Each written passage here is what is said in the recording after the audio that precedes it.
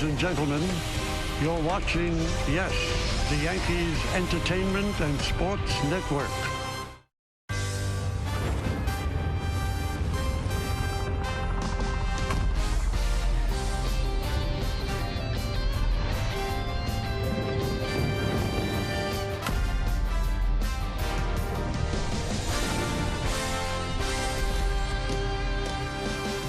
Lousy weather outside. Has been raining for most of the day, and these are one of the days that you're just thrilled there's a dome on this place. Why?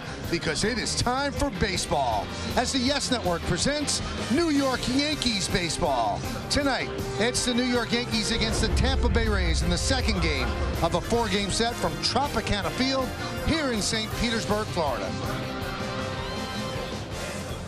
Hi, everybody, and welcome to Yankees baseball. Along with David Cohn, I'm Michael Kay. Yankees won 4-1 last night. The pitching, they did it with bullpenning, but obviously, no matter how great the pitching is, you have to have some offense. You do, and it comes from unlikely sources sometimes. And you know, the Yankees have struggled, but not this guy. As McCutcheon's been kind of a godsend for the Yankees at the top of their order, and after homering foul on his first at-bat, keeps that one fair. And oh yeah, remember this guy? Brett Gardner's back in the picture with Aaron Hicks. Kind of injuring his hamstring, was thrust right in the middle offensively and defensively. That's as good of a play as you'll see by any center fielder anywhere, as Gardner sacrifices his body and David Robertson loves it. And oh yeah, Aaron Judge starting to get it going lately over his last 4 games, 3 for 11, a big RBI double there.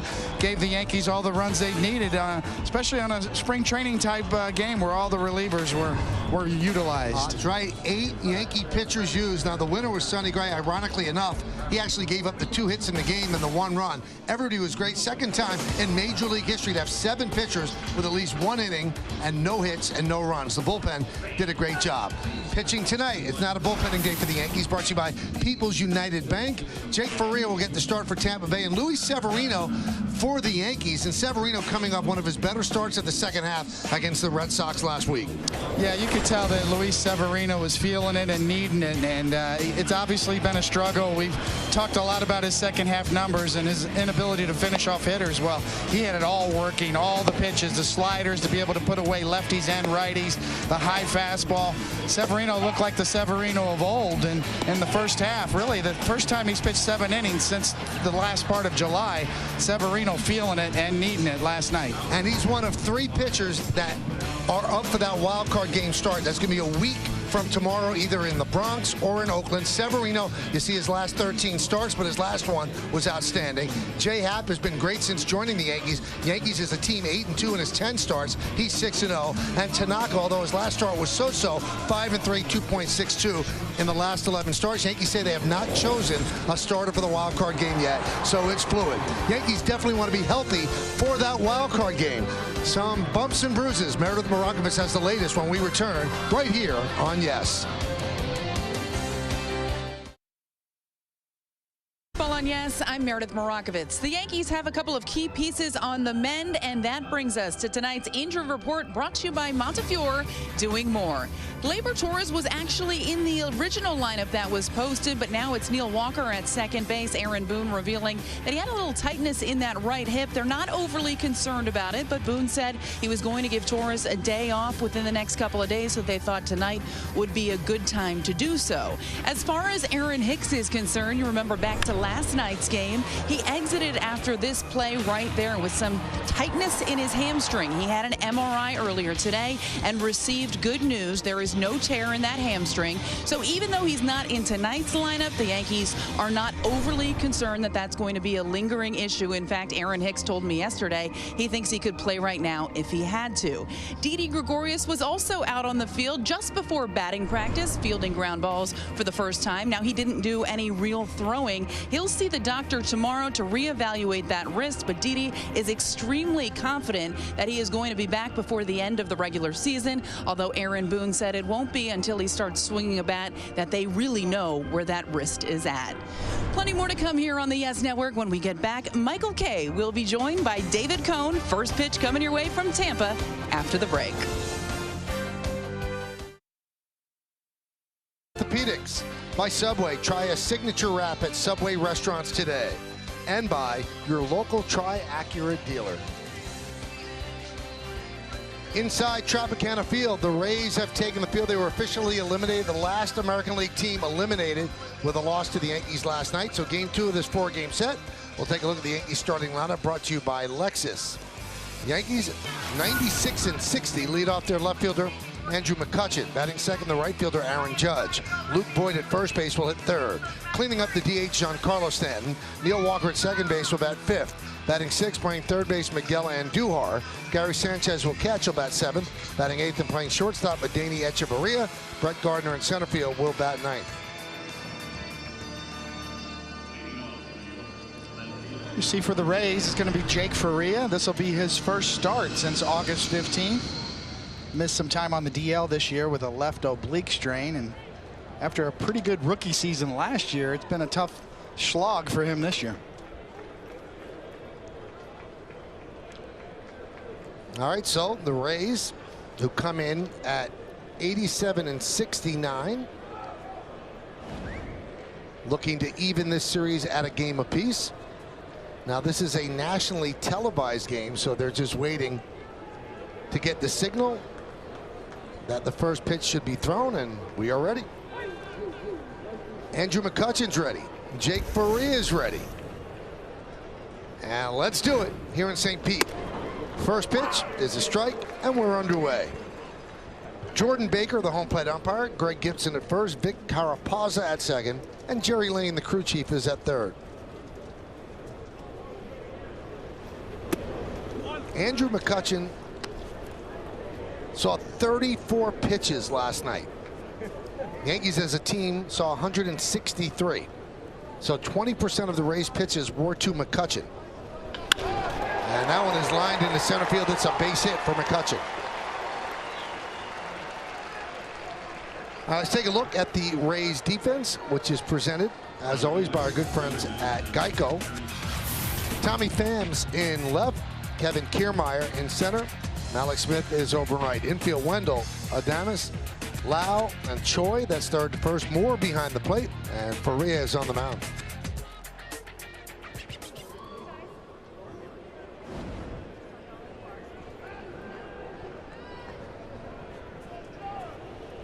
Here's Aaron Judge.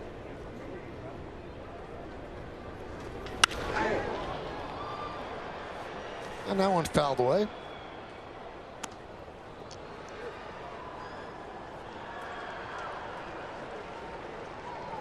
It's good to see Aaron Judge be aggressive on that first pitch. A little late. Kind of his normal shoot the ball to right on fastball approach.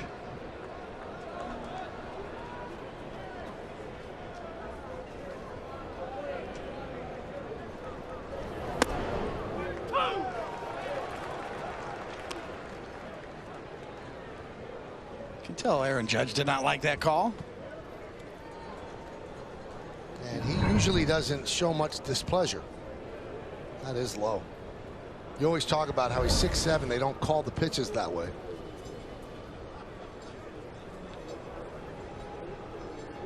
The 0-2. 1-2.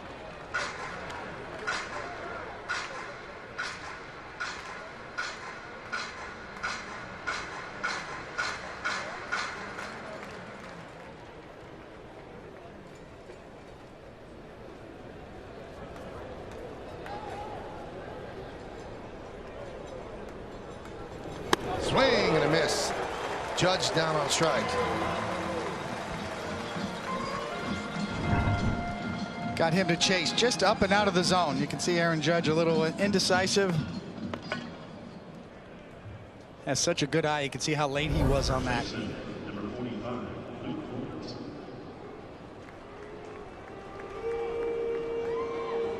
Here's Luke Voit.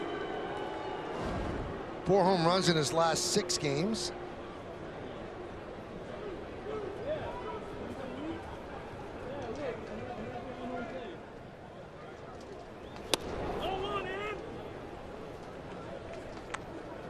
One and 0. It's been such an incredible run for Luke Voit, batting third here in the middle of the Yankees order. Kind of amazing. It is a meteoric rise. Interesting guy. I got a chance to talk to him around the cage. You know, former, another Missouri kid, Missouri State. He's very confident, and he feels like he's paid his dues, and he really has in the minor leagues.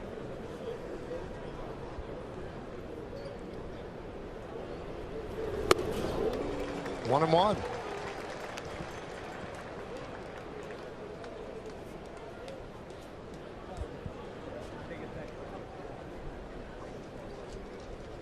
Very much a product of the new school scouting, StatCast and exit velocity, and that's how a lot of the scouts are finding players now. And his profile is hitting the ball hard. Really was what drew the Yankees to him.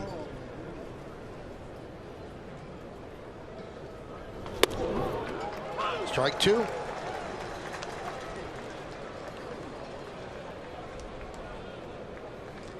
It's not everything, but it's a piece of the puzzle, and it's carried over here on the major league level for Luke Voit. Well above average in exit velocity and launch angle.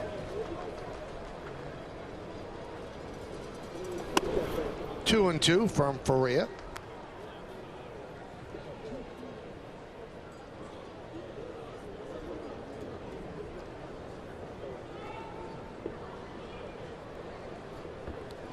Three infielders on the left side. Voit can go the other way and has.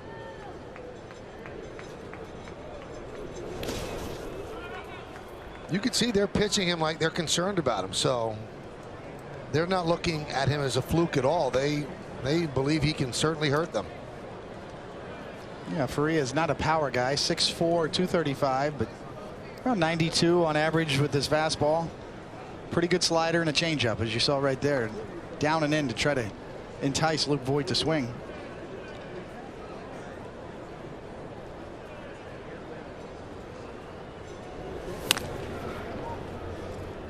McCutchen dives back.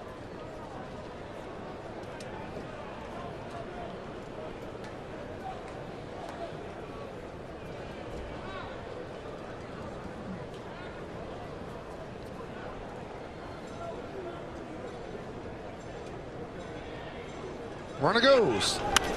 Fouled away. They'll do it again.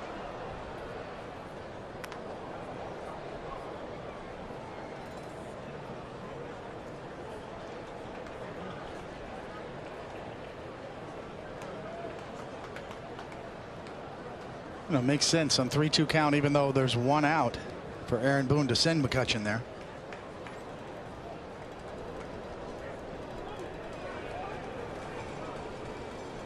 Goes again. Swing and a miss. Throw to second. Got him by plenty. I'll strike him out, throw him out, double play. Good throw by Adam Moore. For the Yankees, no runs to hit, no errors because of the caught stealing. Nobody left on base. Caught stealing 2-6. We're going to go to the bottom of the first inning here in St. Pete.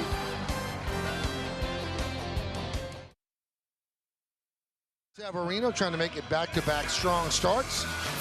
And this is the Rays starting lineup brought to you by Lexus. Malik Smith in right field leads off, batting second, third baseman Joey Wendell. Tommy Pham is the left fielder, he'll hit third. Cleaning up first baseman Ji-Man Choi. Brandon Lau is at second base. He's going to bat fifth, batting sixth, the DH C.J. Cron. Kevin Kiermaier in center field will bat seventh. Batting eighth, the shortstop Willie Adames, and Adam Moore, the catcher, will bat ninth. Sevy is going to tow that slab down here at the Trop. 32nd time this year he's going to do that. 10 plus, 18-8.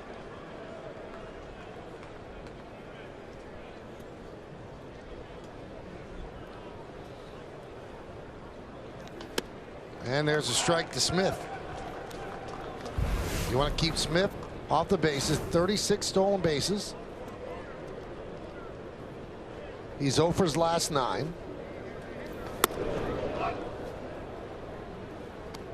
Yankees still say they are in the process of deciding who will start that wild card game.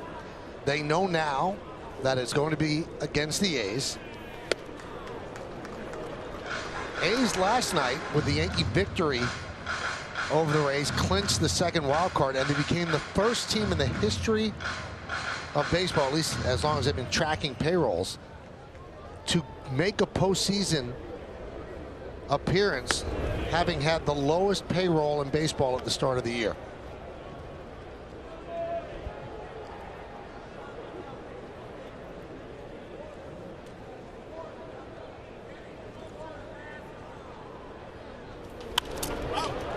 Popped up behind the plate. Sanchez gives it a look, but it's behind the screen. Well, that is amazing the way you mentioned that with the Oakland A's. There's only one thing I have to say to that. Give those guys a raise. They deserve it.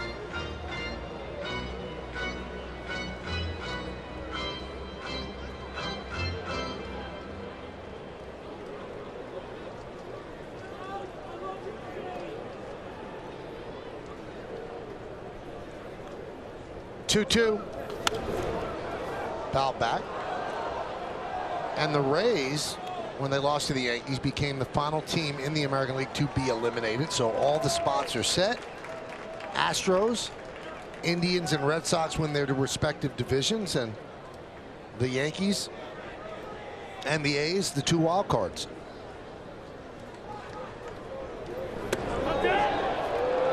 Just missed. And checked the swing.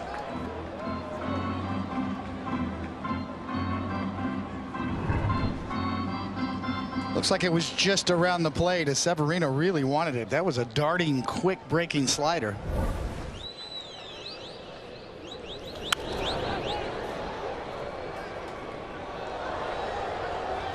Now, I should specify the Astros have clinched a playoff spot, but they have not technically clinched the West yet. Their magic number is 2 over the A's to clinch the West.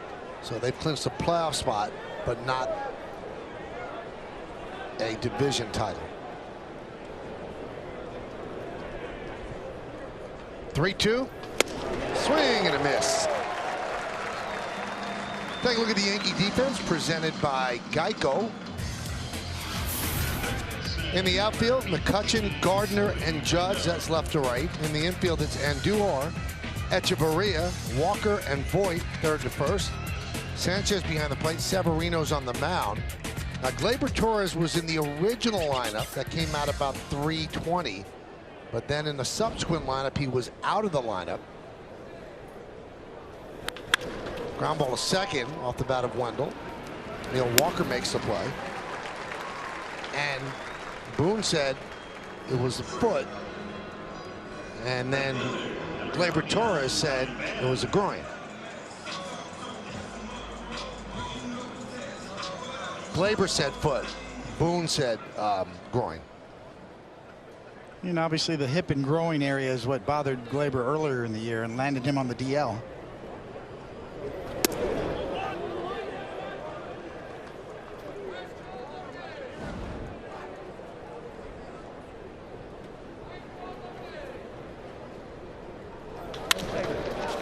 Driven out to right field. That is going to be a base hit and bounce into the seats for a double. So a 2-out double and extends Pham's hitting streak to 9 in a row.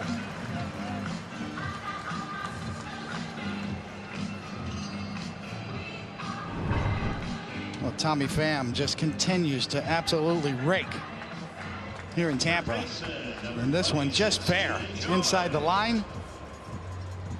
Hitting streak continued and also his on base streak. 27 games. Look at his numbers since joining the Rays. 17 extra base hits in 33 games, 19 ribbies, 28 runs scored, hitting .344. There's Choi. And a strike. So the Cardinals sent Pham and Voit away in trades.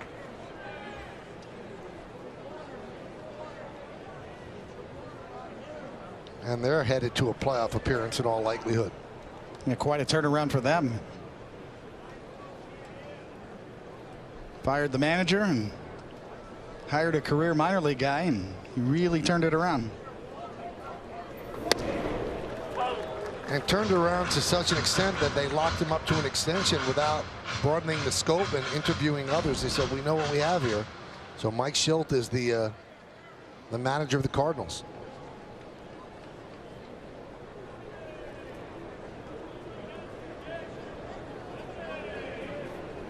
0-2 on Choi.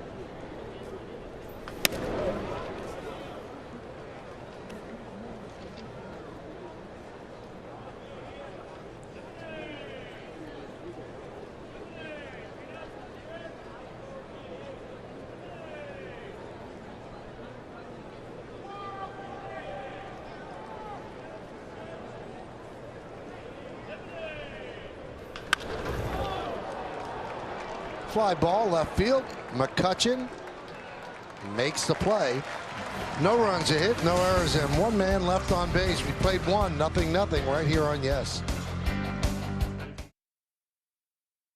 Conversation brought to you by Toyota. The Camry Hybrid is the official hybrid vehicle of the New York Yankees. Do you think the Rays have been right to be at the forefront of using defensive shifts and openers? Yes, they've always found creative ways to compensate for having a lower team payroll. Have to admire the success they had this season with such low expectations. Why wouldn't they? And it's worked. Follow Yes Network and tweet us your responses using hashtag Yankees Camry Hybrid to keep the conversation going. 0-1 on Stanton. Missed inside. Stan's got to get it going over the next 6 games as the Yankees head to the playoffs. He's 3 for his last 24. His average down to 260. They shift against him. 3 infielders on the left side. And he hits it to the left side to the shortstop, Adames. 1 away. Now the shift was on when McCutchen got thrown out at second to end the first. So if you're keeping score at home, caught stealing 2-4. Second baseman was on the shortstop side of the bag. It's not 2-6, 2-4.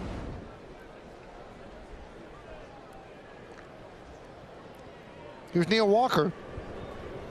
And now they shift to the right side.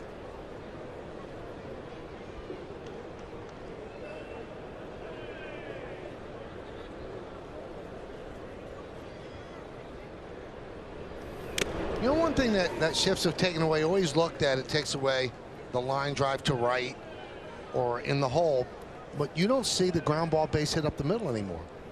I mean, that used to be, you're watching on TV, the ball gets by the pitcher, you figure it's a single. There's almost always somebody there. Yeah, I think that's probably one of the most frustrating things for hitters, because that's what they work on. All you hear, back up the middle. In batting practice, you see hitters for years just work on that. As far as timing goes, stay up the middle, line drives and batted balls that are timed perfectly, especially in batting practice, are intended to go right back up the box. Yeah, we've seen more hits robbed in that fashion more than anything. 1-2 on Neil Walker.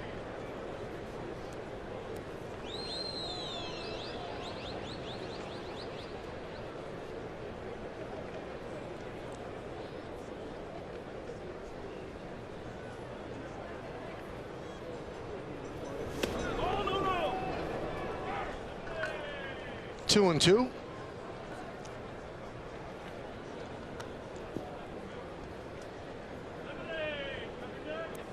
You know, the thing about the shifts too, as far as pitching goes, Michael, that surprises me is that most pitchers don't even change their repertoire. They keep throwing the same pitches, fastballs away, even though the third base line is open.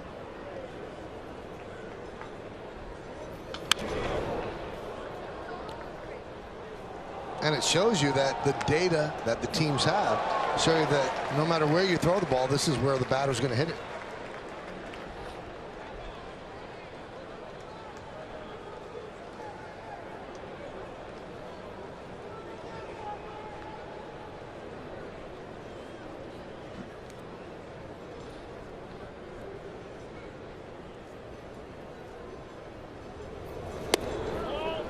He's worked the count full.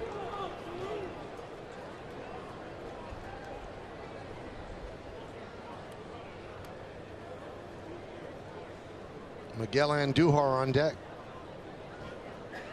It's kind of the book on Faria to get him to work. He is prone to walks, 32 walks in 62 and 2/3 innings coming in tonight. Line into left center field. Diving is Kiermaier. Can't make the play as it goes to the wall. Walker Going to third, he runs into the second baseman, Lau, and then we'll get to third.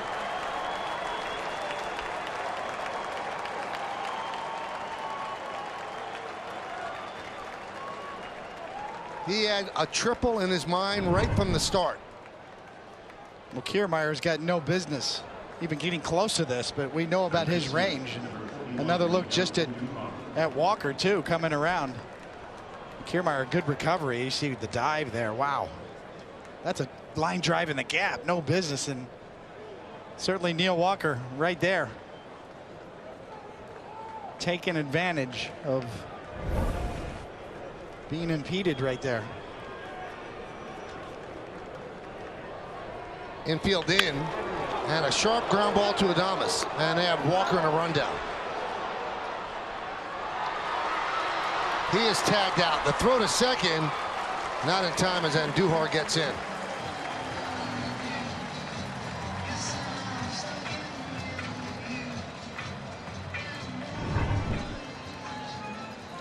Well, just a smash with the infield in, and Walker. To me, Michael, I don't understand with nobody out there why you're going, or one out there. I mean, certainly did a good job of getting in the rundown though. Once you're dead, I mean, you can kind of see this. It's so hard hit right at shortstop, and there was one out obviously, so the play was on. But nonetheless, good job by Walker to get in the rundown and allow Andujar to get into scoring position at second base.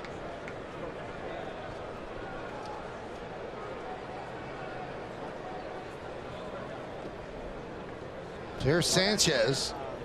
Now the Walker hit is going to be a double, and they're saying that he's going to go to third on obstruction because he ran into Lau. So it's not a triple, it's a double. I don't know if that's fair to him, because I think he would have gotten a triple if he wasn't obstructed.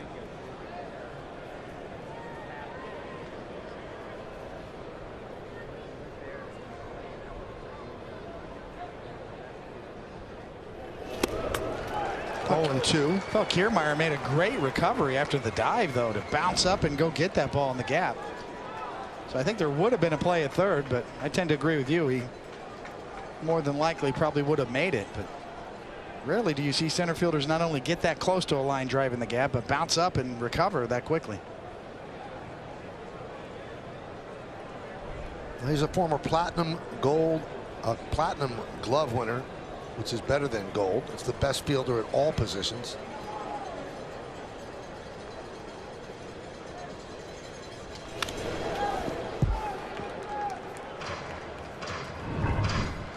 I mean, this ball is absolutely smoked in the gap.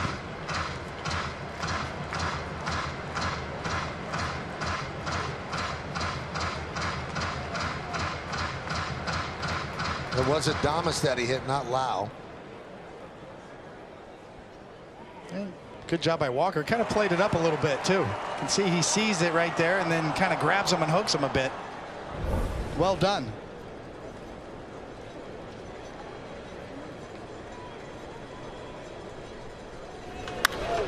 Popped up. Choi in foul territory will make the play to retire Sanchez, and that'll do it. Here in the second, no runs a hit and one man left. We go to the bottom of the second. Season tickets are on sale now. Secure the best locations for the 2019 season. In addition, as a new season ticket licensee, you'll enjoy significant savings and flexible payment options. With plans starting at just 9 games, now is the perfect time to start your legacy with 2019 season tickets. So call 212-YANKEES or email seasontickets@yankees.com for more information. Pitch is low to Brandon Lau.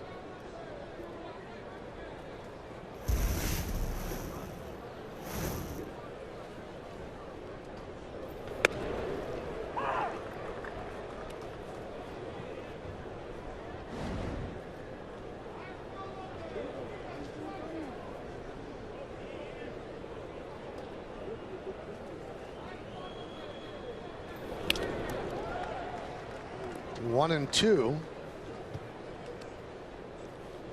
Lau had a really good season at AA and AAA, 100 games combined, 297, 22 home runs, 78 ribbies, and 31 doubles. So they really like this kid. And here in the big leagues, 6 homers and 21 ribbies. He's the one who hit that shot that Brett Gardner ran down yesterday. And David Robertson raved about how well he hit it. But Gardner made a great play. Saved 2 runs with 2 outs. Runner would have scored from first. Yeah, and extended the inning as well, so it was a game-saving play. Severino wanted that call.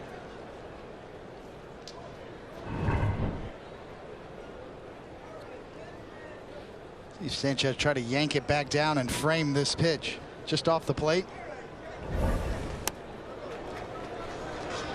Lau with a walk.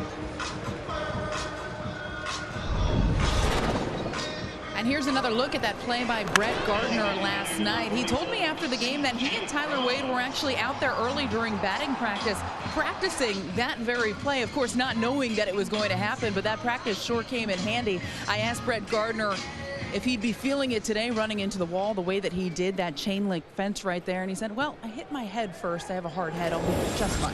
Don't worry about me. Well, that man appreciated the play, that's for sure. Crone hits one sharply up the middle, smothered by Walker, and they get the force at second base. Nice play by Neil Walker.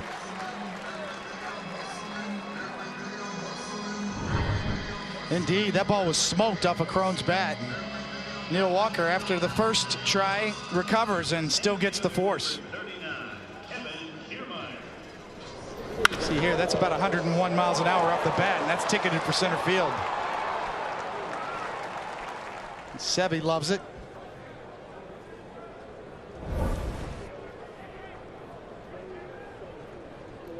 Runner at first, 1 out for Kiermaier.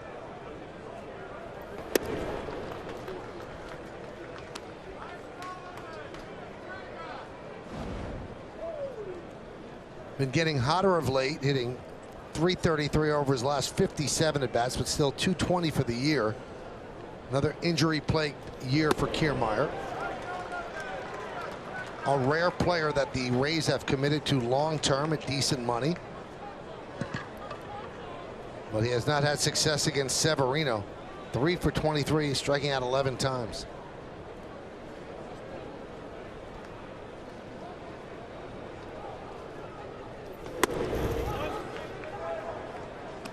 One, two.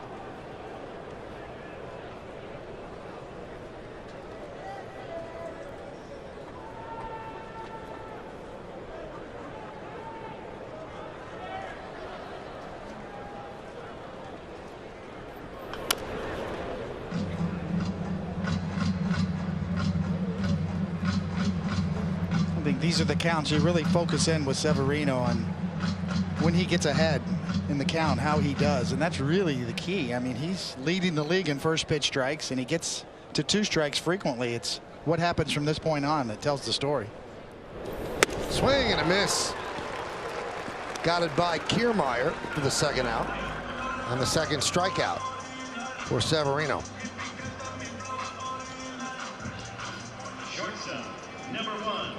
That was 98 miles an hour by Severino. The fast pitch speed analytics sponsored by Fios by Verizon.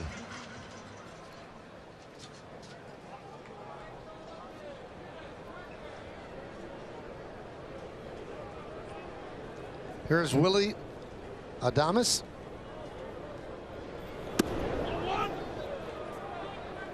One and 0.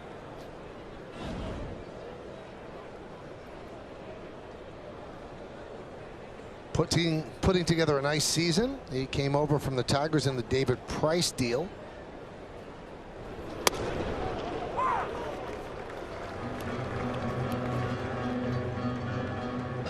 I believe he was just 18 years old when that trade was made, so the Rays really took their time and developed him. He's now 22.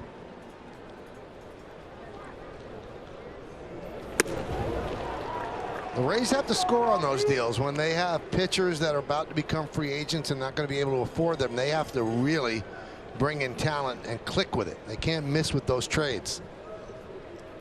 That kind of keeps the engine going.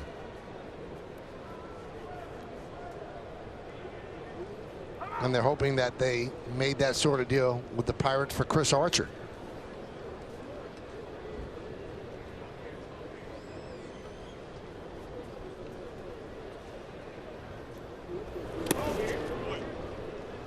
Two and two.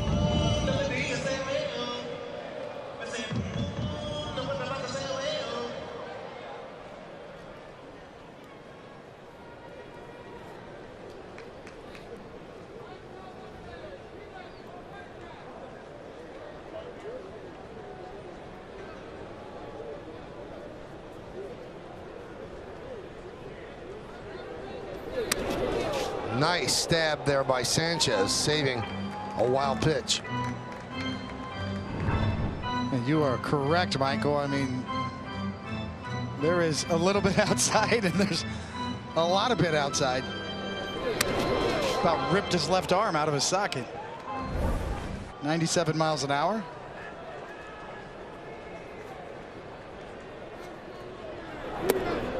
And a walk by Severino, his second of the inning.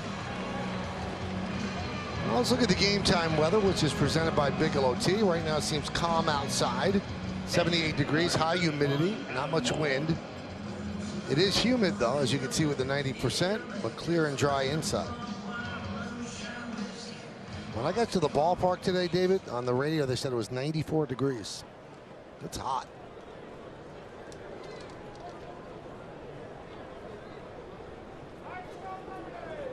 All right, ready for the at-bat.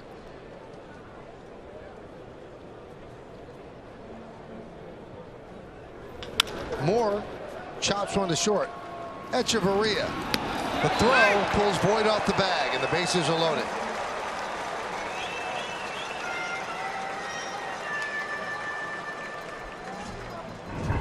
You could see Adaney kind of held back a bit, got caught in between on the hops, and then had to rush his throw and just hung on to it, and it's wide as Luke Voigt's got to come off the bag to save that from getting on by.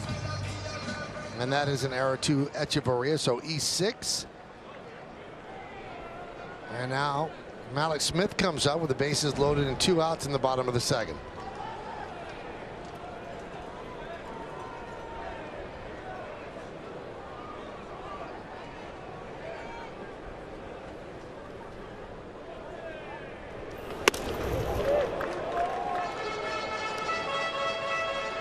.98 miles an hour right by him.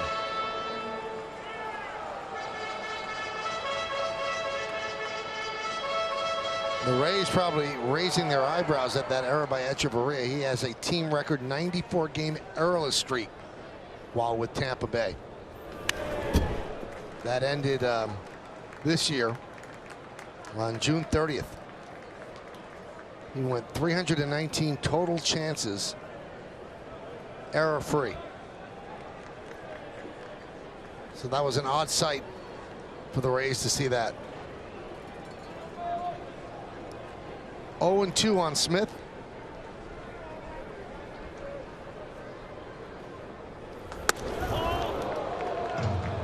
One and two.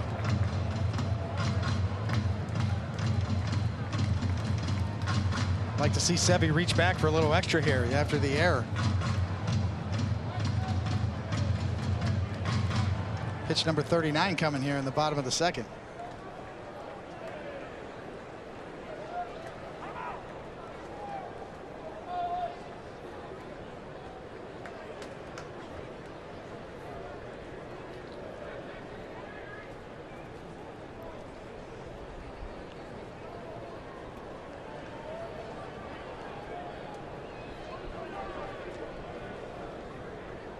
And the pitch. Fouled away.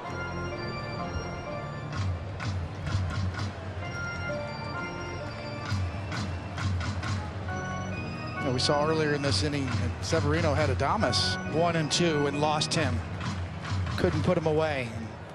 Here we are again. He was up 0-2 and now 2 pitches. 1 fouled off right there.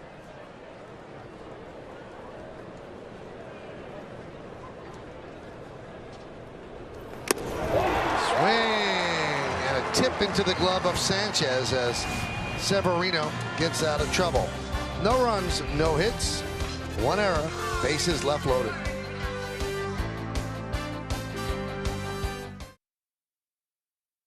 $50 or more at the Harmon store at 527 Madison Avenue and receive 2 tickets for free.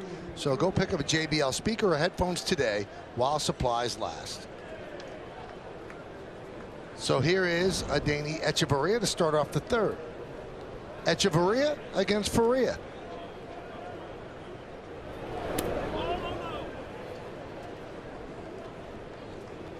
One and 0.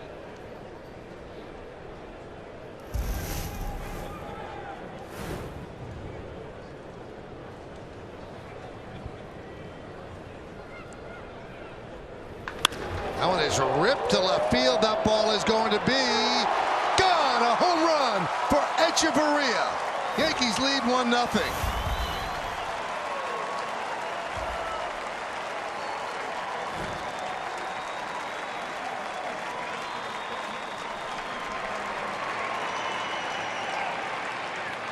I have a feeling that John Sterling was ready this time. I just read his lips, David. It was Echeverria, Mamma Mia.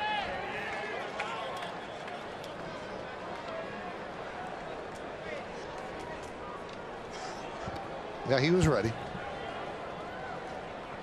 So was Echeverria. I was betting on Adeiny goes insane, but what do I know?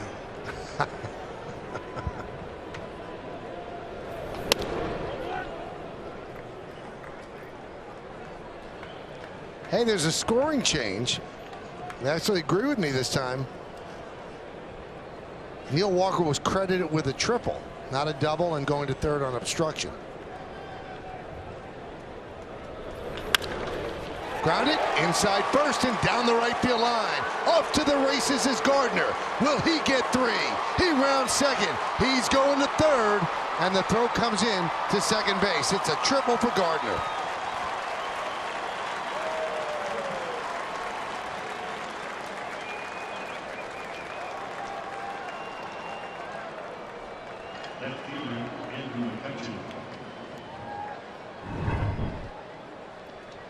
Well, another look here on Yesmo, brought to you by Mercedes-Benz Tri-State Dealer. And once this gets by down the line, there is no doubt that with Brett Gardner's wheels, he's going to make it to 3rd.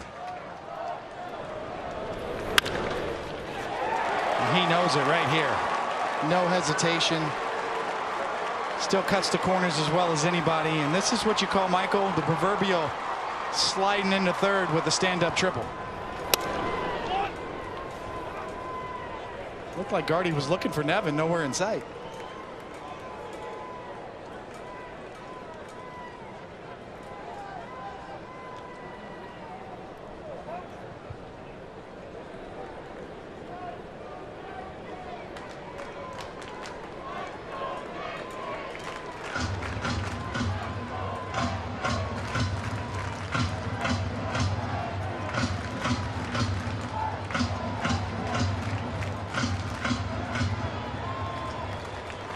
Infield in.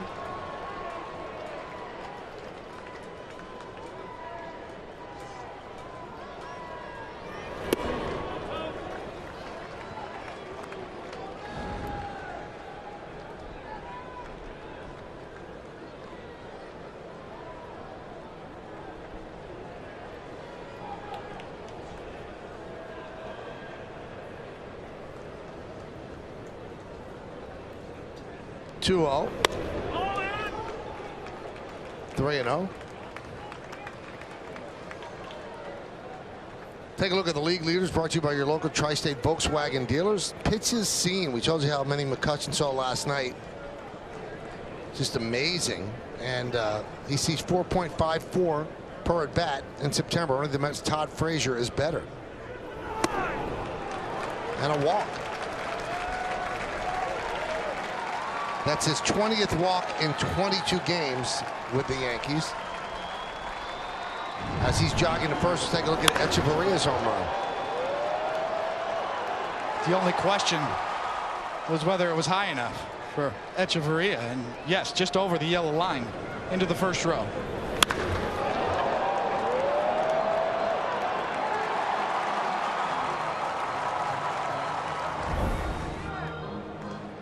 And Kyle Snyder, pitching coach, comes out to talk with Jake Perea. You know, it's kind of interesting you mentioned that with McCutchen and the pitches seen. He's kind of reinvented himself from a middle of the order MVP type to a legitimate top of the order guy. He's already got a career high in walks this year. He's number 93 on the year, and at 31 years of age, boy, it really suits him well. And now all of a sudden kind of remarket himself as a free agent. And how about this stat that jumped out at me today? I'm sure you saw this as well. So yesterday it's a home run. It's 20th between the Giants and the Yankees. In the last 8 years, only McCutchen and 2 other players in all of baseball have had 20 or more home runs each year. Nelson Cruz, Giancarlo Stanton, and Andrew McCutchen. It's not too bad. And a guy who gets on base, and he's helping himself in the free agent market. Infield is back looking for the double play with Judge at the plate.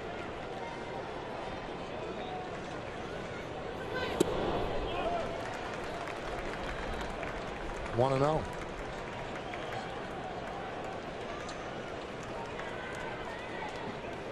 The Rays are going to go double barrel down in the bully. We saw Jalen Beeks, the lefty, up.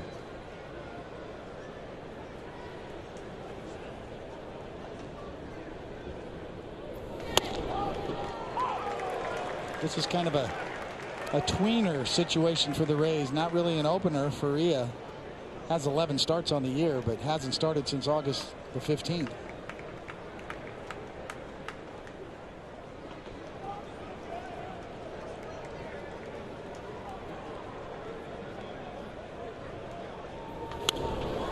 Popped up. Make the seats out of play.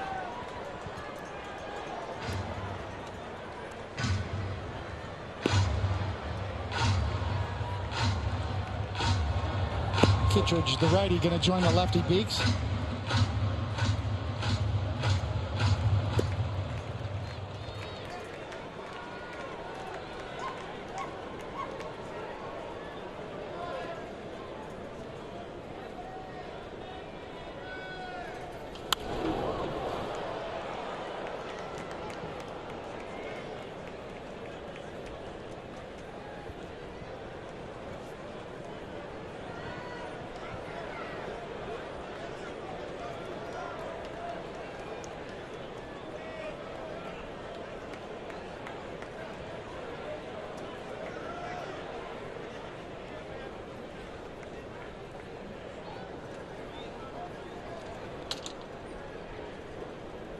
One, 2.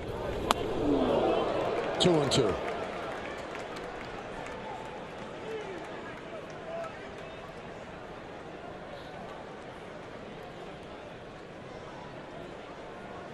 Dangerously similar pitch that broke Judge's wrist. See, up and in, and he kind of turns into it just a bit.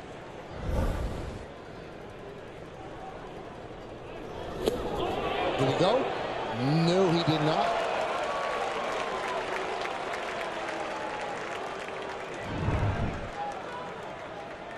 Well, this is the type of swing that will test the strength of his right wrist, and that was pretty close. Very strong, and a good sign for his wrist to be able to hold up there.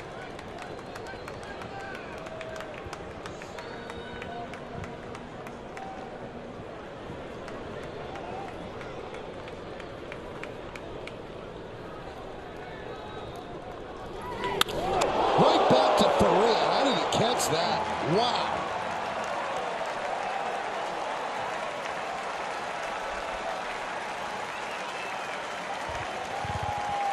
Well, Kevin Cash has seen enough. He's going to make the call to the bullpen, call on the right-hander.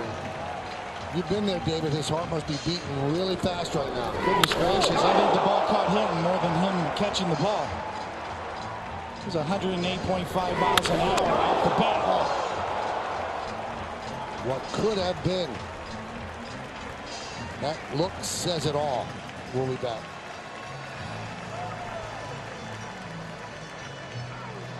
Catches the comebacker off the bat of Aaron Judge.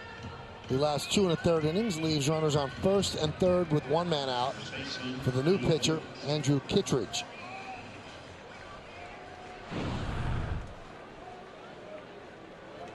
Numbers not great for Kittredge. A 6.69 ERA.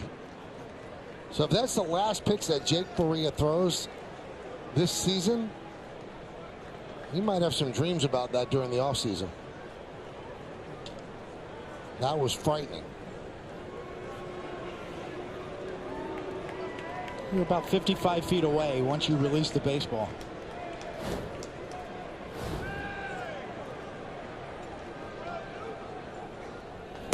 Did you ever fear that? Or you have to take it out of your mind? You can't think about it. The only time you do really think about it is when something like that happens. I would assume if you thought about it, you couldn't pitch. Well, you definitely would be more defensive. It would be harder to finish all of your pitches, to reach out. 0-2 on Voit. Most pitchers are consumed with execution. Anything that distracts from that, you just can't pitch. You can see it'll shake you up.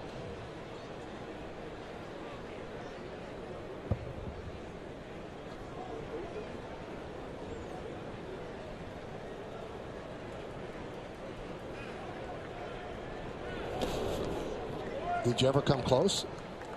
No, I took a lot of shots off my legs throughout the years. I never really had one like that close to my head.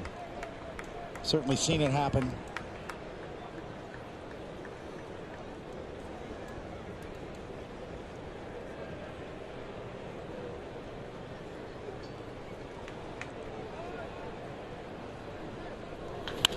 Grounded and past the diving Wendell and down the left field line. Gardner scores. McCutchen will stop at third. It's an RBI double for Voit, and it's 2-0 Yanks.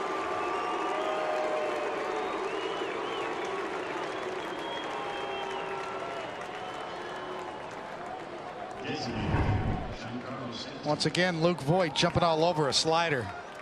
Barrel of the bat, smokes it down the line on the ground, just off the glove. And really excellent job by Tommy Pham to get over there before it can rattle around the wall to hold McCutchen at third.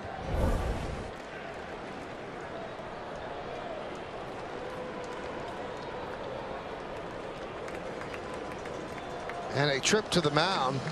They're going to intentionally walk Stanton. Cash is going to go to the bullpen.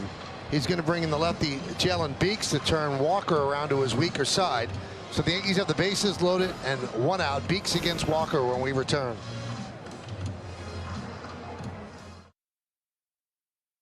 United Bank, we've been on a winning streak for 175 years. People's United Bank, member FDIC. And by Jeep, the most awarded lineup of SUVs ever.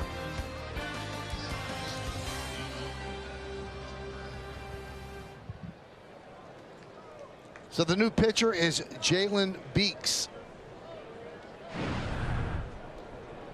Came over from the Red Sox in the Evaldi trade. And with the bases loaded, that turns the switch hitter Neil Walker around to his weaker side, the right side.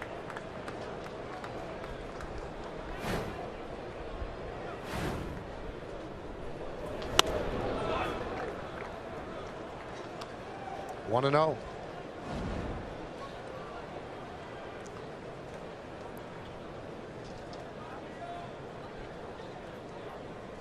The Yankees have had 13 hits so far in the 2 games, 9 for extra bases. 5 doubles, 2 triples, 2 solo home runs. The home run by Echeverria, the Yankees' 253rd of the year. Remember, the record is 264, set in 1997 by the Mariners.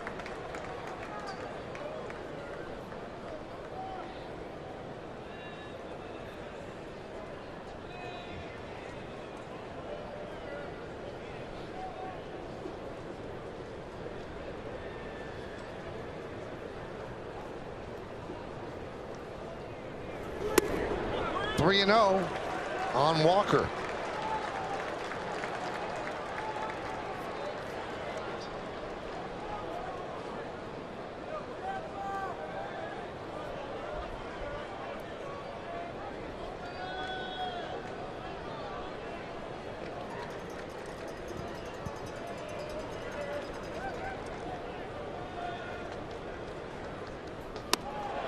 didn't come close. That'll force in a run. Walker picks up an RBI. Yankees lead 3-0.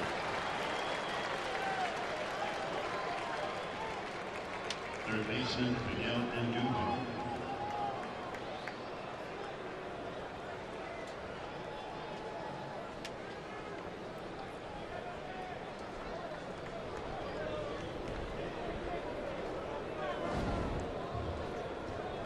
Here is Andujar, reached on a fielder's choice. That was in the second. He's got 85 ribbies, and he has the bases loaded with 1 out. High fly ball, right field. Smith will make the catch. Tagging is Boyd. Here's the throw. Not in time.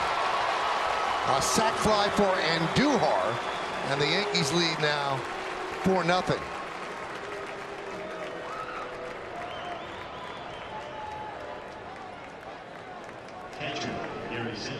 Well, we've seen all year Miguel Andujar loves that first pitch. Sees something he likes, is going to pick up a sac fly. Number 57 on the year collectively for the Yankees, leading the league.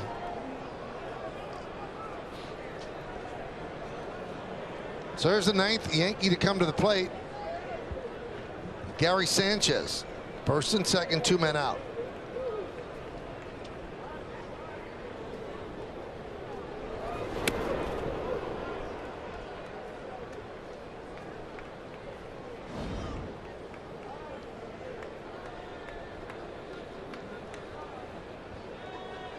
You know, Gary Sanchez has gotten the vote of confidence from Aaron Boone.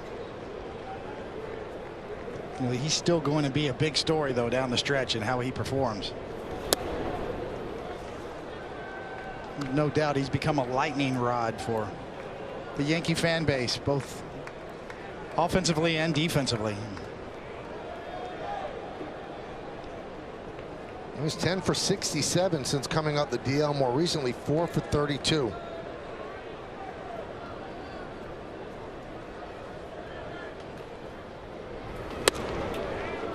Two and one.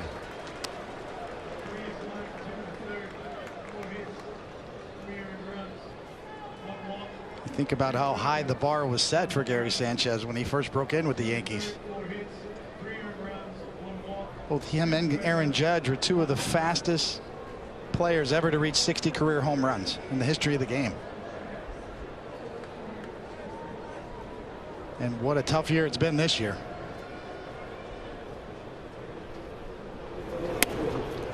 Three and one on Sanchez.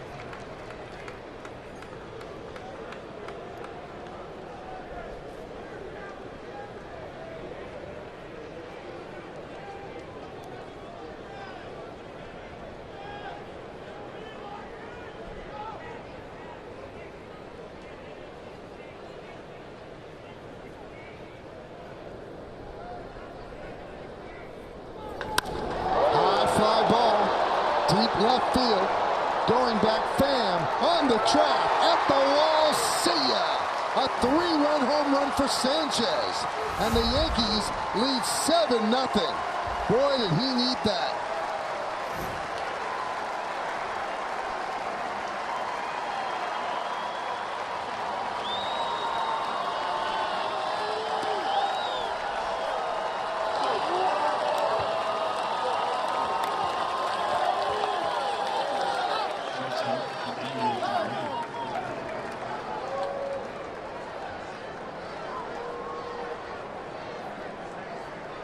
The reaction from his teammates on the bench tells the story, how much they pull for him and need him. Echeverria takes low. He started this with the home run, and then this. 3-1 fastball down and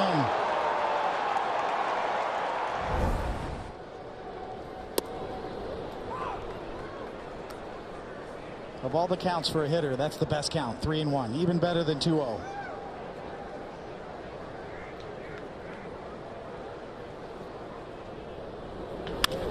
Rounded to short, and that'll do it. But the Yankees get 7 runs on 4 hits and nobody left on base. 7-0 Yankees. Sanchez's home run on StatCast AI, powered by AWS. Loud sound. Very high. 104.2 miles an hour and 35-degree launch angles on the upper end. Before that home run, David, 1 for his last 28.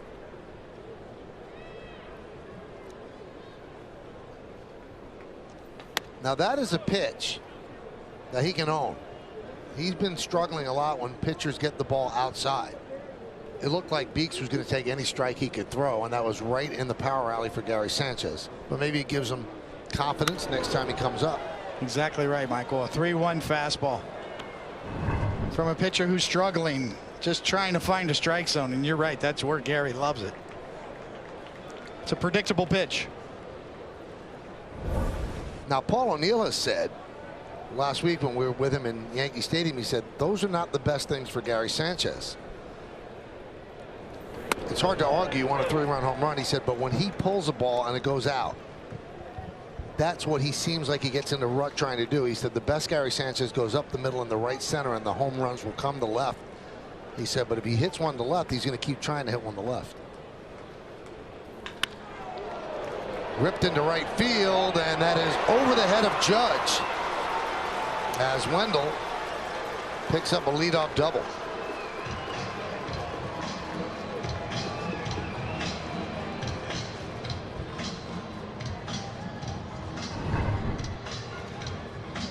Yeah, Aaron Judge can't get it. Nobody can. A line drive directly over the right fielder's head. And Wendell, as you said earlier, Michael, boy, he hits the ball hard as well. Kevin Cash is pushing Wendell for Rookie of the Year honors. In all likelihood, he's probably 4th or 5th. But he's had some year. And plunked his fam. And that could not have felt very good. It was 96 miles an hour.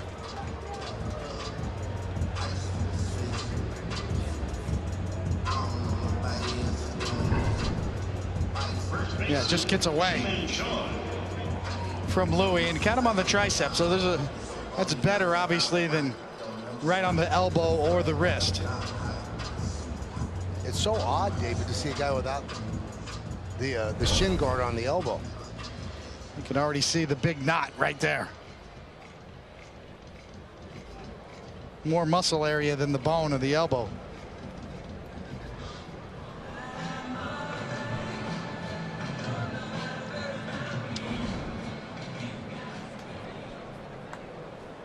Here's Choi.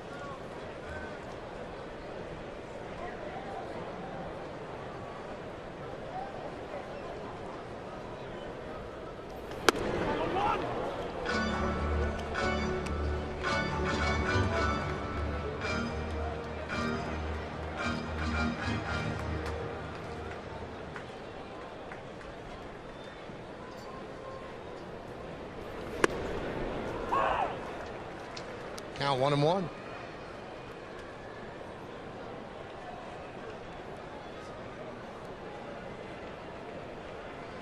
KJ Choi did play 6 games with the Yankees last year. It was brief, but he was pretty solid. Just could never get a full chance. This is really the first time he's getting any sort of a look at all. Even though it's only 159 at-bats coming into this game, with 15 at-bats with the Yankees last year, he did have 2 home runs.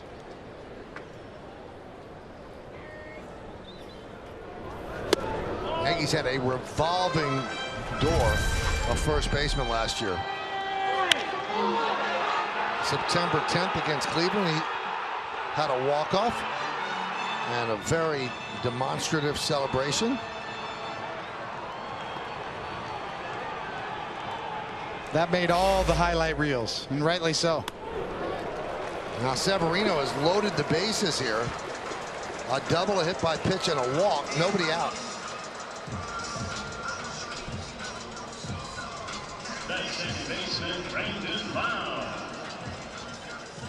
Three walks for Severino and 1 hit batter. A little bit of a concentration lapse from Sevy out there after sitting down and watching his team score 7 in the third. Goes back out there and doesn't look like he was ready.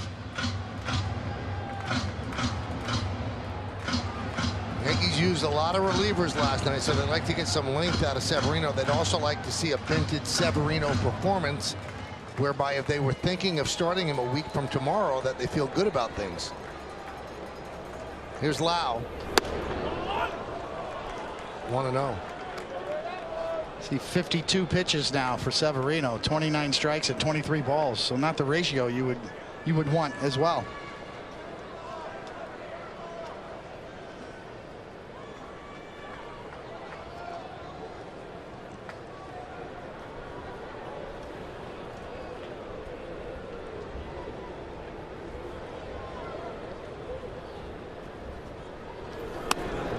He's lost the strike zone 2-0.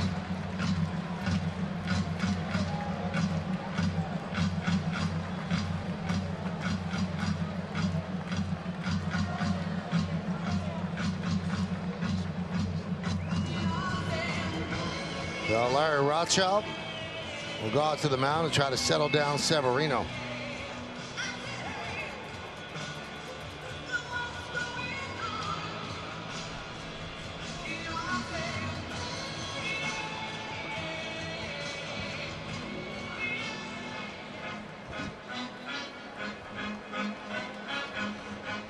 Well, that conference broken up by the home plate umpire Jordan Baker.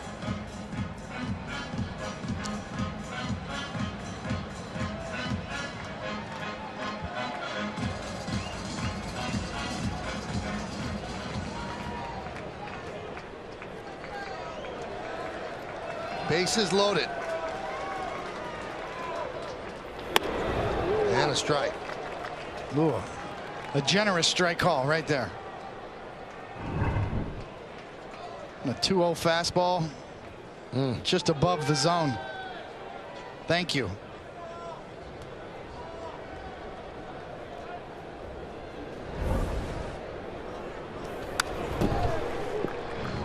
Two and two. You can see that was above our strike zone box.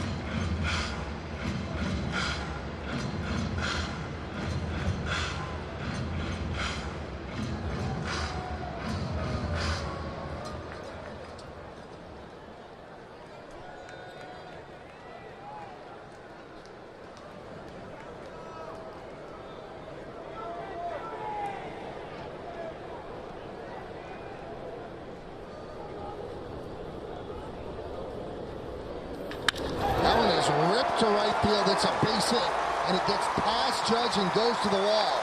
1 run scores, 2 runs score. Here comes run number 3. He is out as Troy tried to knock over Sanchez. But the Yankee relay was perfect for the first out. Moving to third is Lau.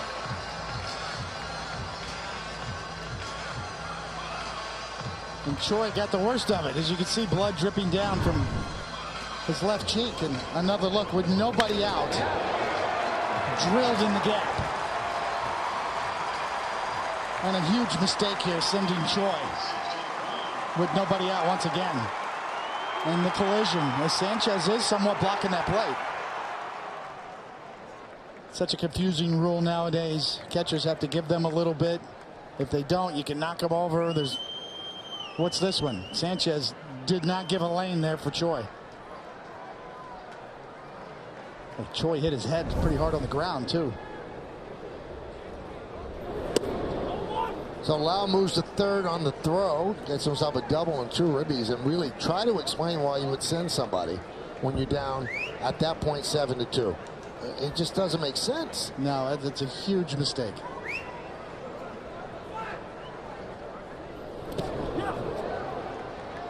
What a break for Severino. Get another look at Choi coming in and nowhere really to go as catches the mask where the cut happened on his face. Good reason for the catcher to keep on the mask.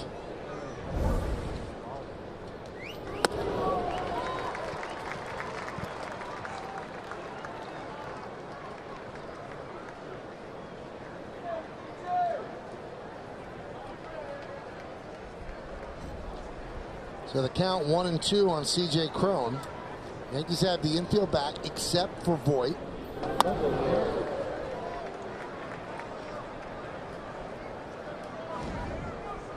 I think the most concerning part about Sevy tonight, Michael, is the command. Normally really good control. We talked about how he jumps ahead in the count.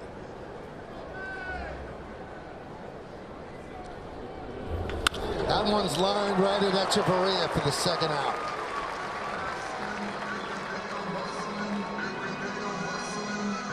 Center fielder Kevin Kiermaier. Some loud sounds off the Rays' bats. Another one here as this ball is absolutely smoked. Daney got to back up on that one, almost knocked him down.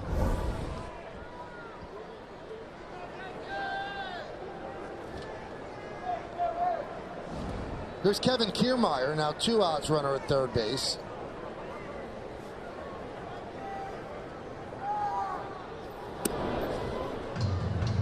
One and 0. You know, we talked about Sevy coming in. What I was looking at, and you mentioned it as well, is when he gets ahead with 2 strikes, all the foul balls. Is he doing a good job of putting away hitters? Well, tonight it's anything but that. It's falling behind, having trouble with command and contact management. Fouled straight back by Kiermaier.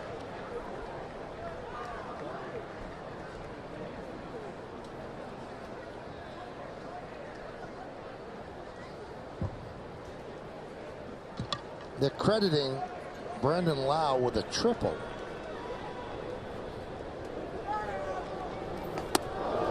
Two and one.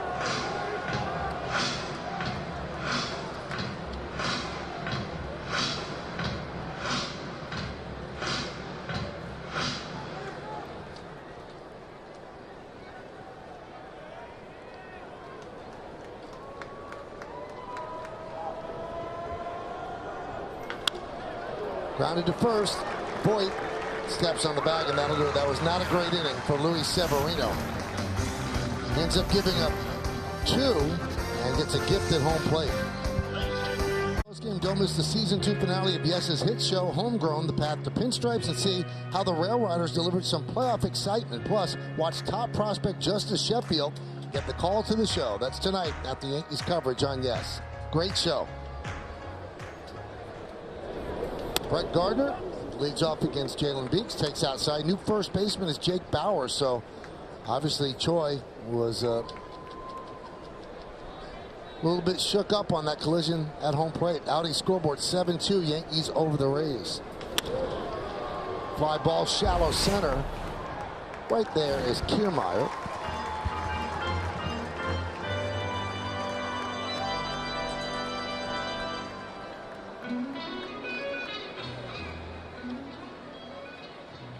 Number 26, Andrew McCutchen.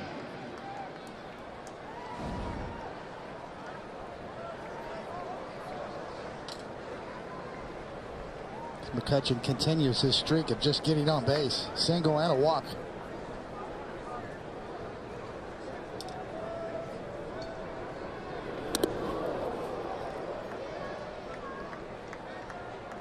And now he gets on base again. Not only did he get hit, but then he retrieved the ball after he got hit.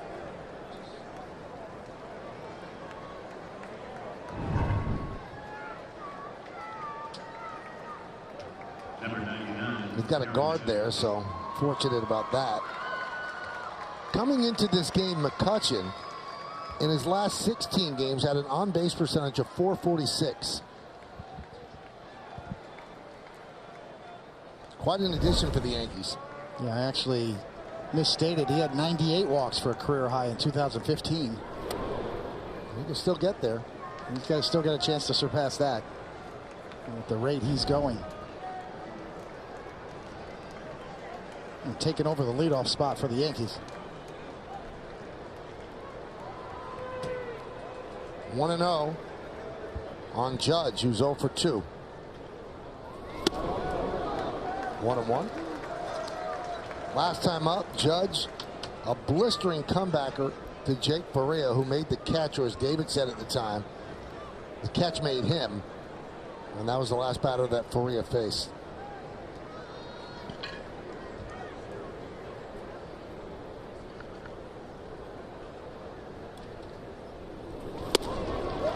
1-2.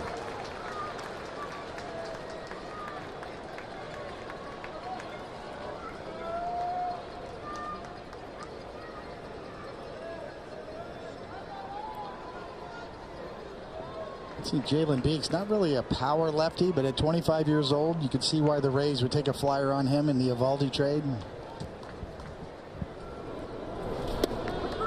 Strike 3, Judge down looking.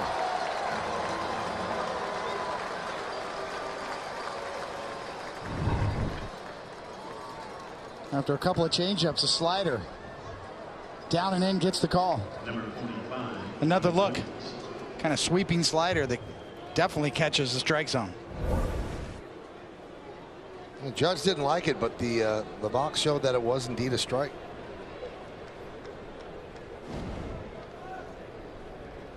Here's Luke Voit, RBI double down the third baseline. That was in the third inning. He's 1 for 2. Fouls that one away.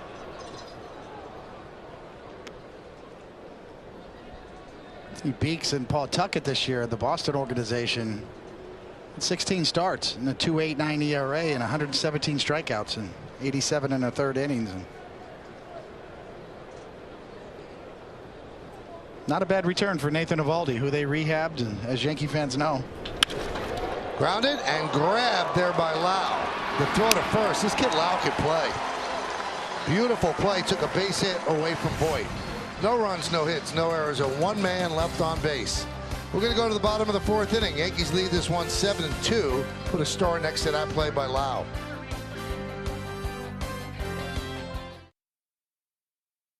Yankees lead as we go to the bottom of the fourth inning.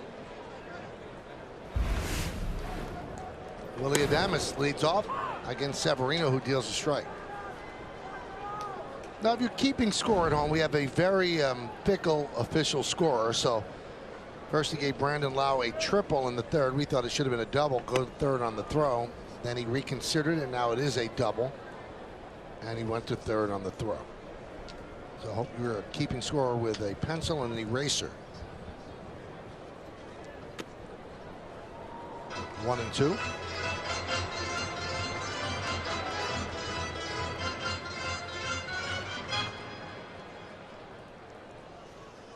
Looking through our one sheet that we get from our research department. Does such a great job. Jeff Quagliata and James Smythe. How about the Scooter's birthday today?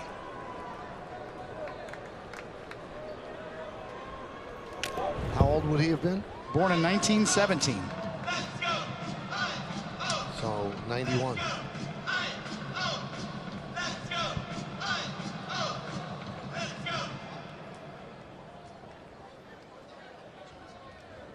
It's 101, not 91. Bad math.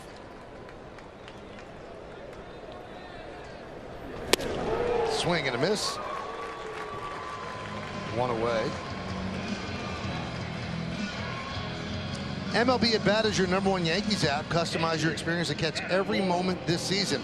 Get Yankees home screen icons and features such as the MLB.tv game of the day, pitch tracking, in-game highlights, live radio broadcast, stats, news, and more. Download MLB at Bat today. This is also one of the most important days in the history of baseball.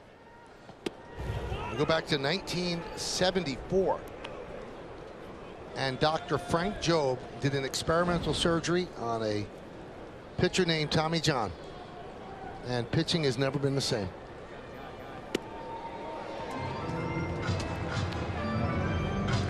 You had an injury like that, usually your career was over.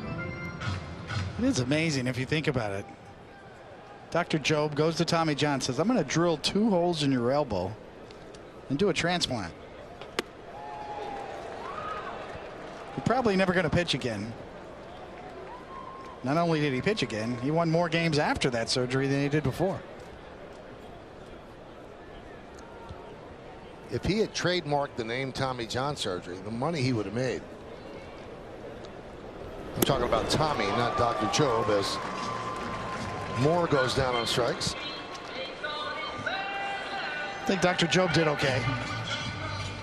Number 0, Mellis Smith. Also, David, on this date in 1968, Mickey Mantle played his last game at Yankee Stadium. He had a hit in the game. And that was the only hit the Yankees had against Luis Tiant and the Indians. Tiant won that game 3-0 on a one-hitter, and the only hit was by Mickey Mantle in his final game in the Bronx.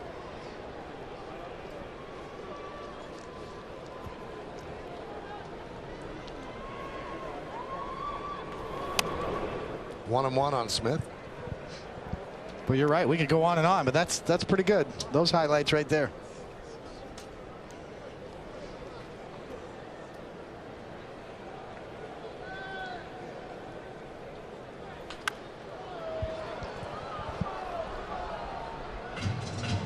And we get so much information to work with from our research department. Does such a great job. Much appreciated.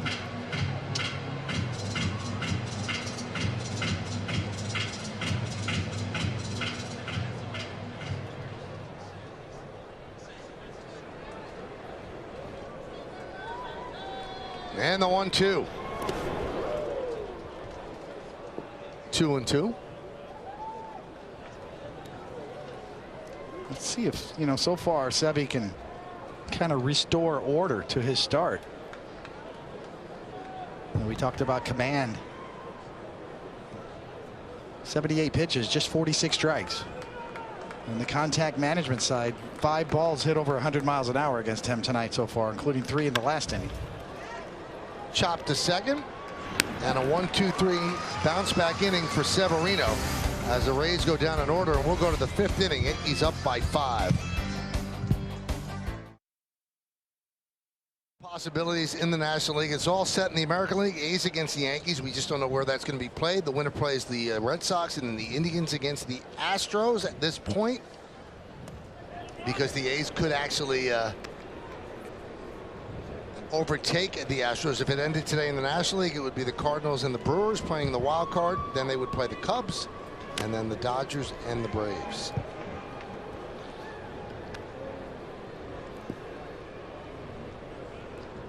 Lost Cardinal fans, or maybe Tommy Pham fans. Yeah, there you go. There's the connection.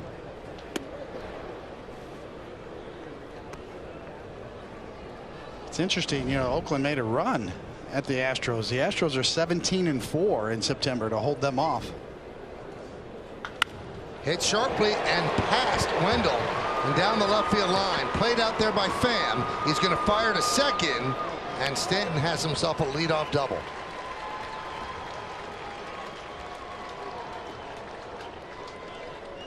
GMC scoreboard, 7-2 Yankees lead. Well, no doubt. Giancarlo's getting better swing, starting to hit the ball hard again. This is 112 miles an hour, and he's got a couple of those tonight, even though that's the only one he's got anything to show for.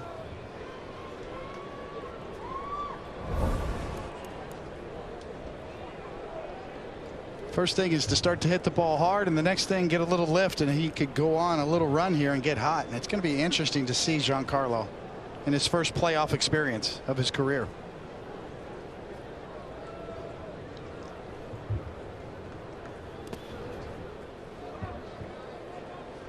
One and 0.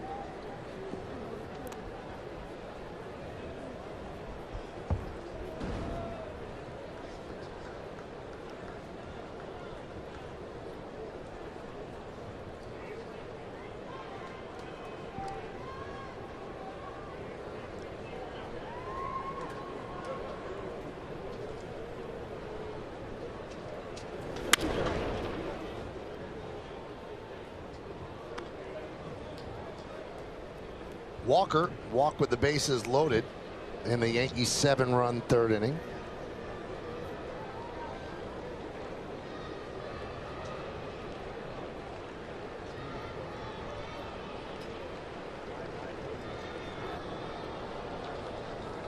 And then tripled to left center in the second inning. That was fouled away.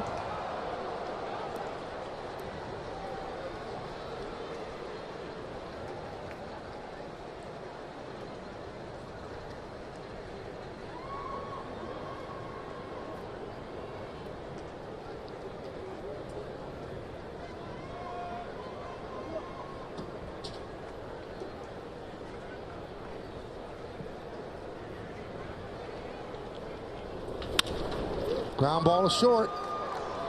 Adames will get Walker. Moving to third is Stanton.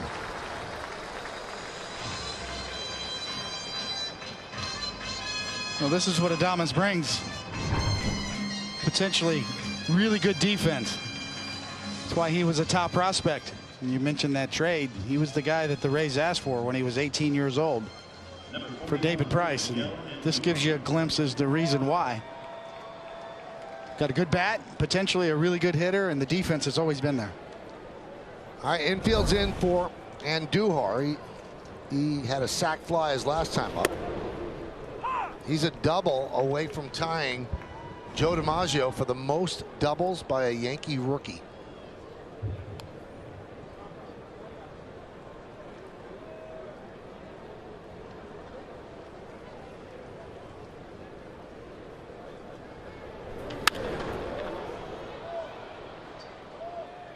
It's amazing. You know, we talk about Miggy's year this year, and he's been mentioned along with the names like Joe DiMaggio for the better part of half the year. Doing things that no other rookie third baseman has done, really. He's up at the top of the heap. And yet, might finish second, the Rookie of the Year voting to Shohei Ohtani. Or even Gleyber Torres in that mix.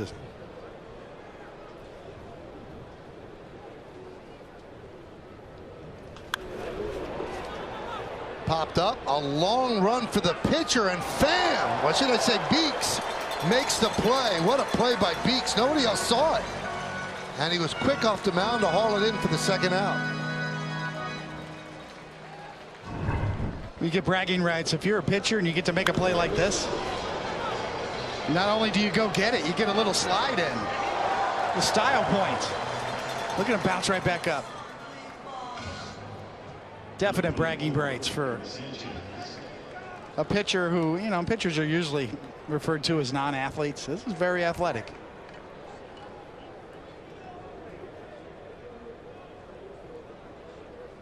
Nice play. As Stanton remains at third, here is Gary Sanchez, last time up a 3-run home run.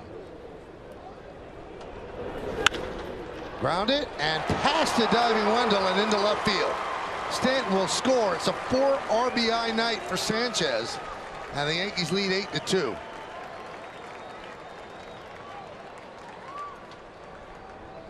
Number 29, Davey Echeverria.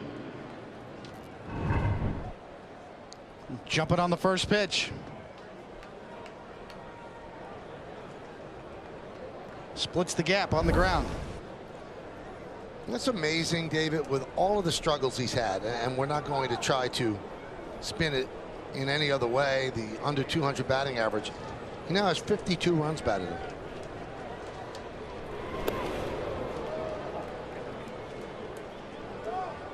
That's missing a lot of time and not even being close to what you should be offensively. 17 homers and 52 RBIs in an off year.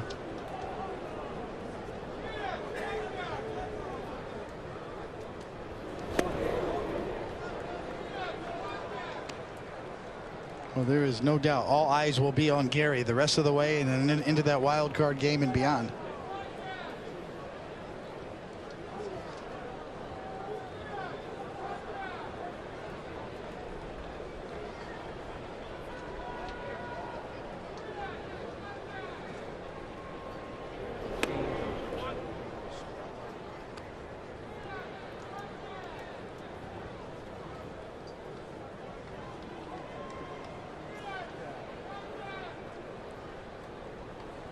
I know, Michael, you had mentioned in our research department that we talked about earlier, said that Chop to second, Lau will get Echeverria. we'll get back to that. And that'll do it. Well, of course, we have plenty of time. We're only halfway through. Yankees lead 8-2. To right field. Here comes Richardson. Here's the throw from Markakis. Richardson is safe. Derek Jeter ends his final game with a walk-off single. Derek Jeter, where fantasy becomes reality. Did you have any We live for this, presented by Pepsi, and really, you didn't have any doubt. You knew that somehow, some way, he was going to be the story of that game, because that's the story of his career. Right place, right time, doing the right thing, and that was 4 years ago today.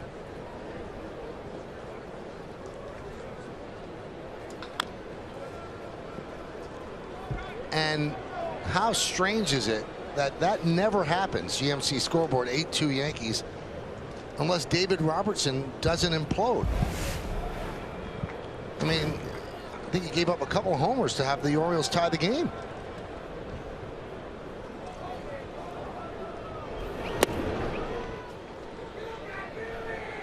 Couldn't have scripted it any better. And of course, it was an inside-out swing. Classic Derek Jeter.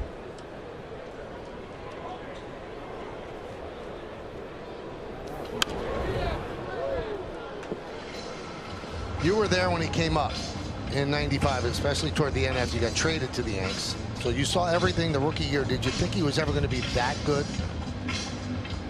No, he just broke in with such a bang. You know, I pitched that opening day in Cleveland in '96, and Derek had such a big game. Coming out of spring training, wondering, can the rookie handle it? But he made an emphatic statement that first showing in Cleveland on a very cold day. Homer, and I think he was 2 for 4, a couple of hits, a big home run, some great defensive plays. He never looked back. I don't really even remember any extended struggles from Derek that first year, that rookie of the year. He was rookie of the year from day one on in 1996.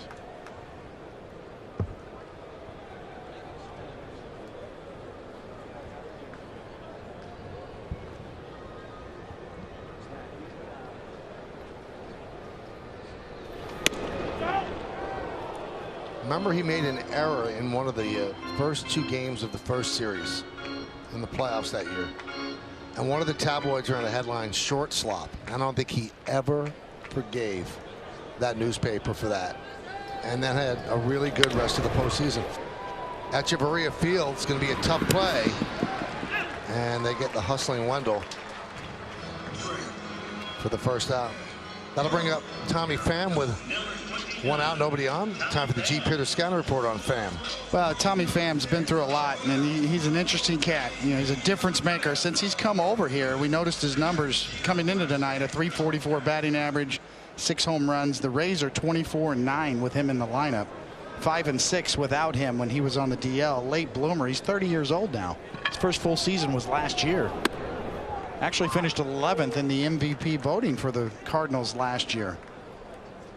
And then the on-base streak, that's been continued tonight. He had a 26-game streak, now 27.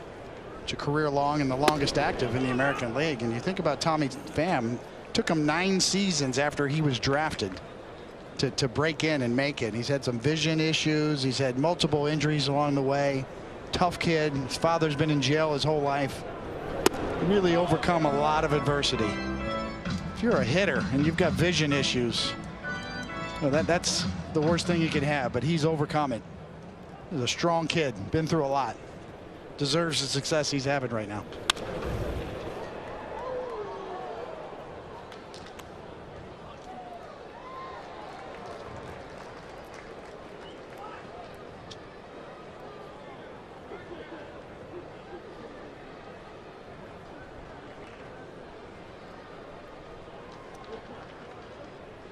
Swing and a miss. Pham down on strikes.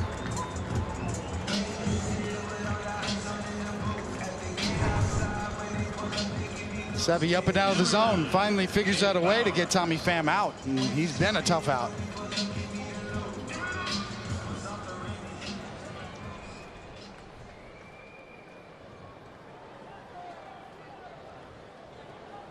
That's going to bring up Jake Bauers, his first at bat. Took over for Ji-Man Choi.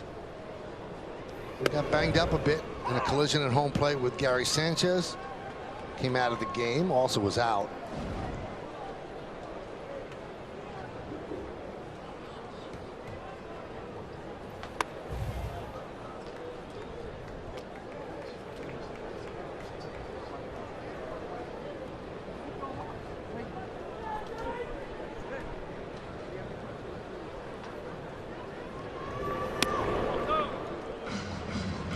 2-1.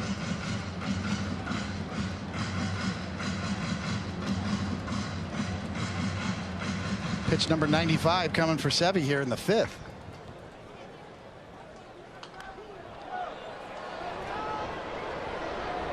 Fouled away and out of play.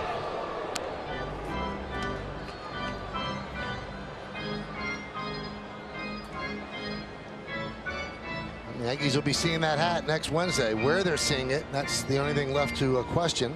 Again, Astros probably going to win the West. The A's have an outside shot. Swing and a miss as Bauer's down on strike. So Severino has kind of bounced back. He has retired 8 in a row as we go to the 6th.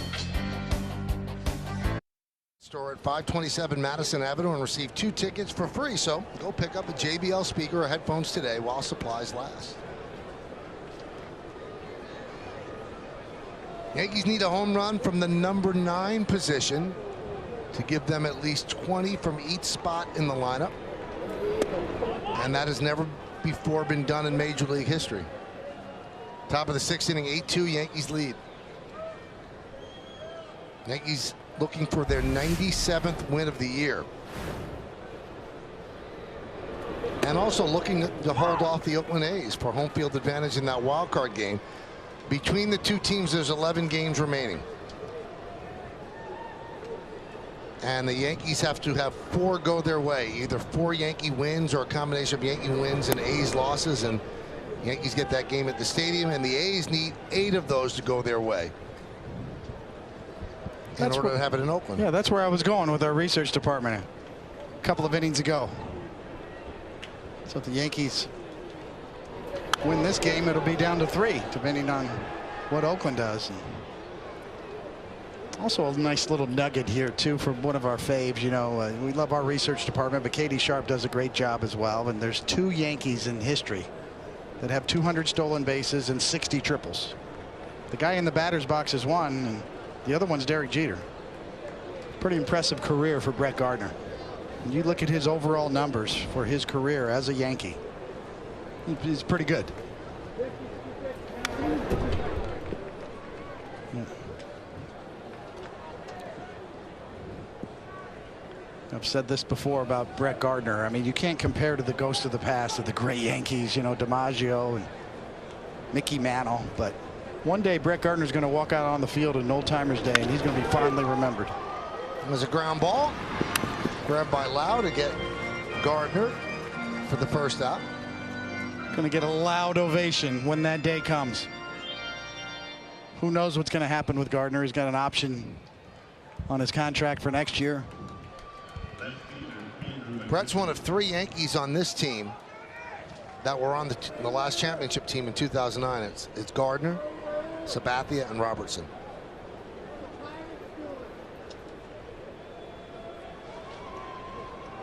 Here's Andrew McCutchen. Been on base all 3 times, and there's a strike. A single, a walk, and a hit bat. Hit by pitch, should I say.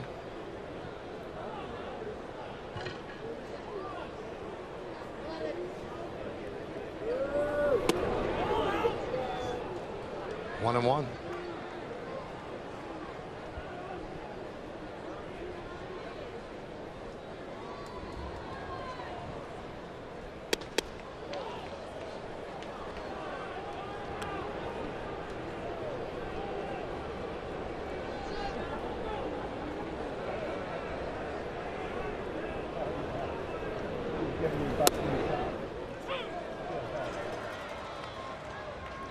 Two.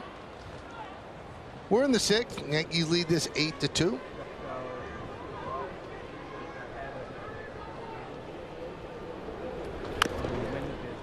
Now the A's will play Seattle in about an hour. It'll be Brett Anderson against Mike Leake. A's had a nice celebration yesterday, clinching a playoff berth.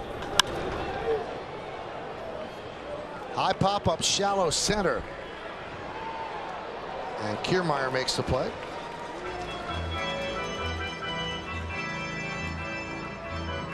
It's a scary moment back in the third inning. The exit velocity presented by Spectrum Internet with faster download speeds and better performance.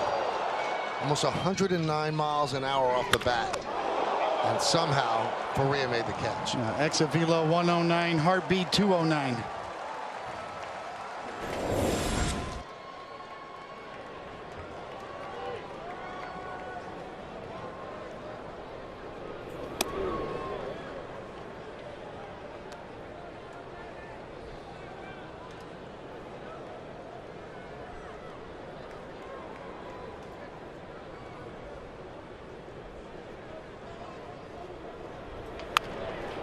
Check swing, soft ground ball. Bowers. And the out is made at first. Let's see if Judge is okay. I don't know what happened there. So Beek's foot never touched the base. Maybe he tagged him in a very tough spot. Maybe he tagged him on time, maybe not. No, he did not. That's going to be a base hit for Aaron Judge. A painful one. Beeks just got all turned around here. Didn't even know where the bag was. He's behind the bag at this point. And clearly, Judge's foot touches the bag before the tag in. Well, and yeah, I'll just leave it there. And well, the Yankees have challenged that, and they should win this challenge.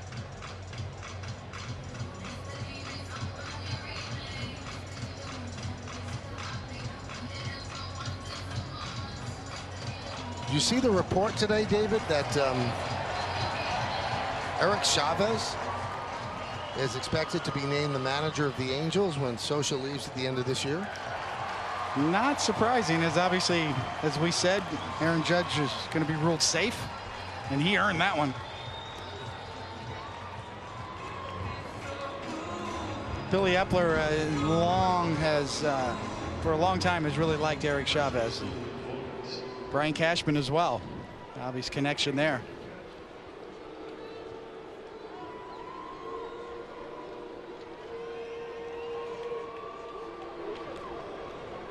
That is a painful hit for Aaron Judge. Here's Luke Voit. 1-0.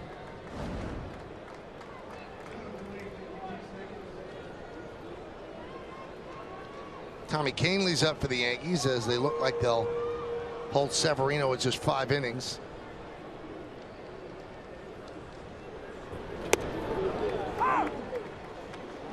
Now Severino pitching today means that he would be eligible to pitch Sunday in Boston.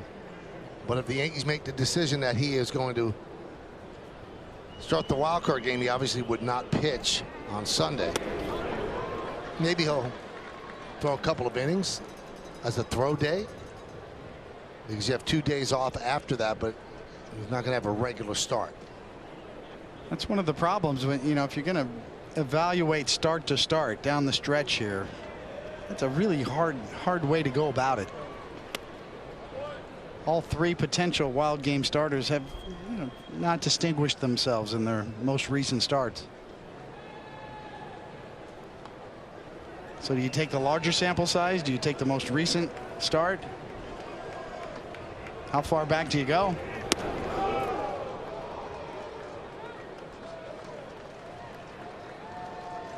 Whoever starts that game is going to be on a very short leash. It's all hands on deck, as Brian Cashman said.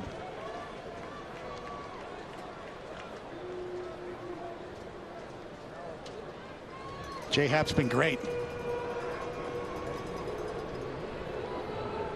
Runner goes and Voit walks. J-Hap also pitched very well in his last start in Oakland against the A's. And he labored a bit against the Orioles, but didn't really break at all. Threw a lot of pitches in 5 innings, but held the Orioles down. They threatened quite a bit. He didn't have great command, but the veteran that he is, he didn't let it get away from him. Tanaka has a big game pedigree. He's pitched very well in big spots for the Yankees.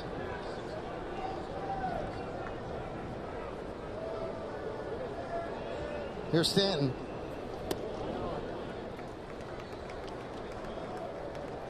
And Tanaka pitches here tomorrow.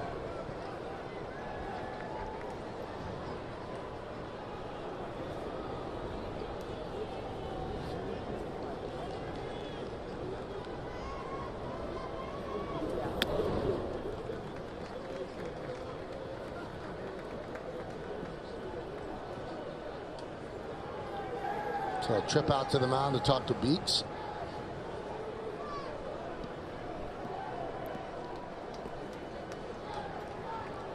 Beeks looks like his stuff is good, but he doesn't really have command of it. It's going to be the question for Beeks. It's definitely kind of a herky-jerky style. It's not a power play by any means. Very average velocity-wise fastball. Pretty good breaking stuff and a good changeup. It kind of wraps his arm behind him. Creates a little deception.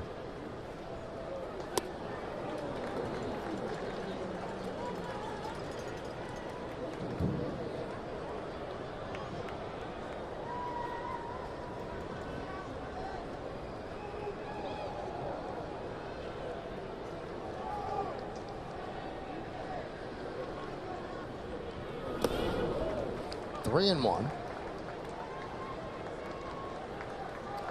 A righty just got up in the Rays bullpen, so even if they lose Stanton, Beeks is going to be in there to face Walker with the bases loaded. Hugh is up.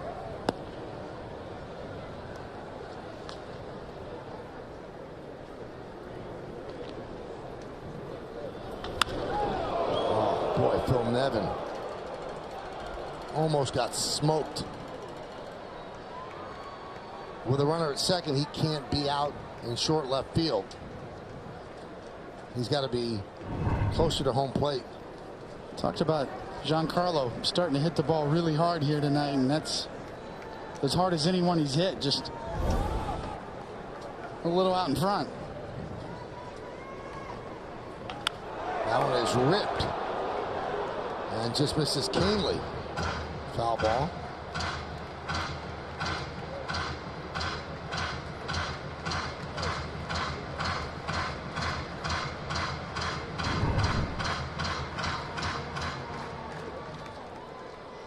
It's like a heat-seeking missile. You try to move out of the way, but it kind of follows you.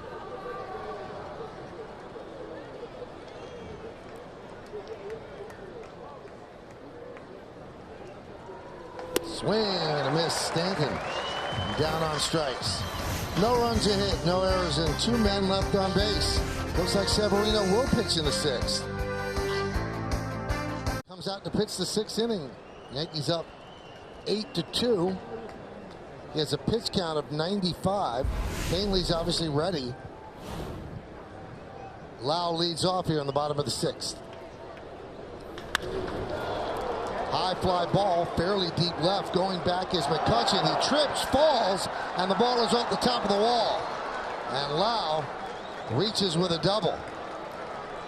Would have been a tough play, even if he had not tripped, but a double nonetheless for Lau. You can see Brett Gardner there talking about the seam between the artificial turf and the warning track. It looked like he got stumbled up before that.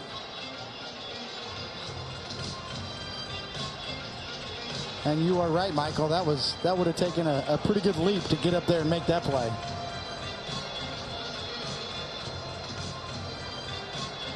Well, he did get the carom. So Boone allowed him to pitch to Lau, going batter to batter, and he will go to the bullpen and call on Canely.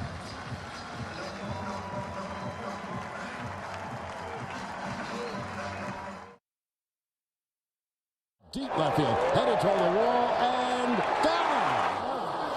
A bullet line drive that just cleared the barrier for the home run.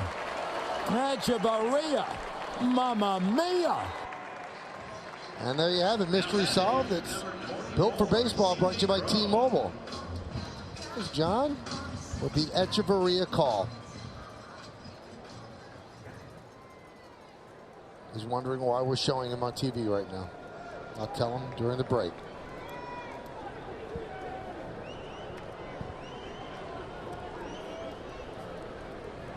Tommy Canely comes on in relief of Severino, and he's going to face C.J. Cron.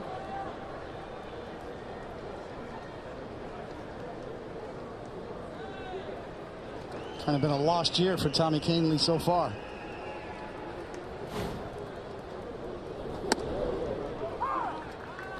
But he got the win in the clinching game. And now the Yankees would like to have him absorb some innings.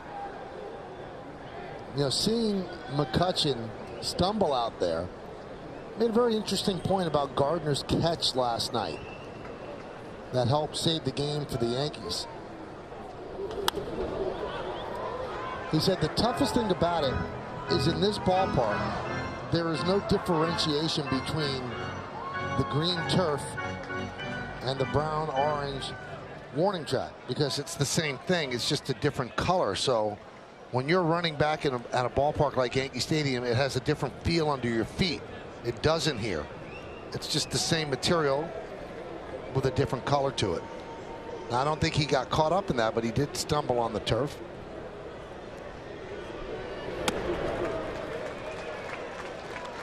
And I would wonder why the Players Association would not demand that it be a different surface, because it's a safety issue.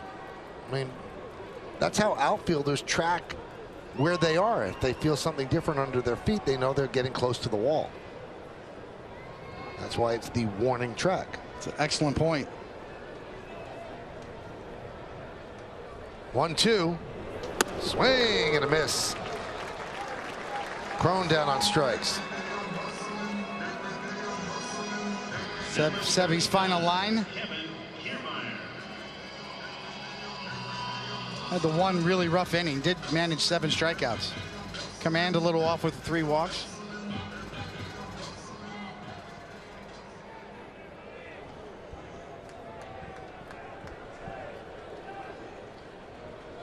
I'm not sure if those 2 guys got the answers they were looking for tonight. Boy, they wanted him to have a good game. Might have made the decision a bit easier. So instead, I put you on the spot. It's a week from tomorrow, but let's say the wild card game was tomorrow and Severino had normal rest. Who would you start? You know, I was always leaning Severino the whole way. And this doesn't change your mind? No one game would really change my mind.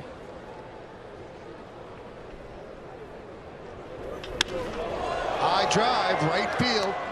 Judge back on the track at the wall, makes the play. Tagging is Lau. He'll go to third. So Kiermaier gave it a ride, but not enough.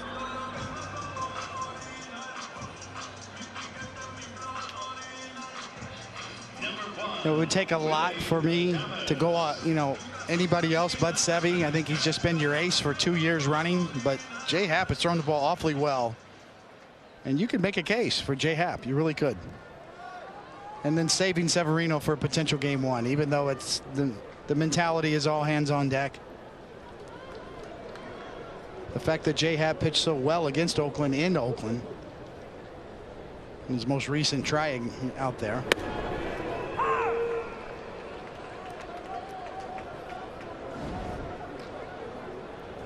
Now, there, you know, there's a school of thought. You'd like to say Happ against the Red Sox because he has such good numbers against the Red Sox, but you got to get to that Red Sox series. You can't plan for a series you might not play. So if you think that Happ's your best chance to beat the A's and you pitch Happ, and you make it work against the Red Sox. I just don't see a huge difference between the 3 other than Severino's bigger numbers over the last 2 years. Severino was 3rd in the Cy Young Award winning race last year. This year he was the best pitcher in the American League for the first half. Yes, he struggled. Been better recently.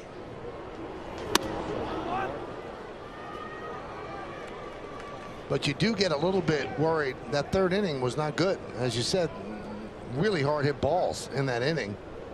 And the best start that he's had since his first 18 great starts was against the Red Sox last time out. But he followed it up with this. Now the Yankees hold on, he'll get the win, and the Yankees get out of this inning without allowing a run as Adames down looking. But it's going to be something the Yankees have to consider and have to make a decision at some point this weekend. FC hosts the Chicago Fire at Yankee Stadium as City's playoff push continues. Coverage presented by Etihad Airways begins at 7 on Yes 2 and streaming live on Fox Sports Go. For a list of Yes 2 channel locations, go to yesnetwork.com. Chi-Wei Hu is the new pitcher for the Rays as we start the 7th. This will be his 4th game. Cadillac scoreboard, 8-2 Yanks.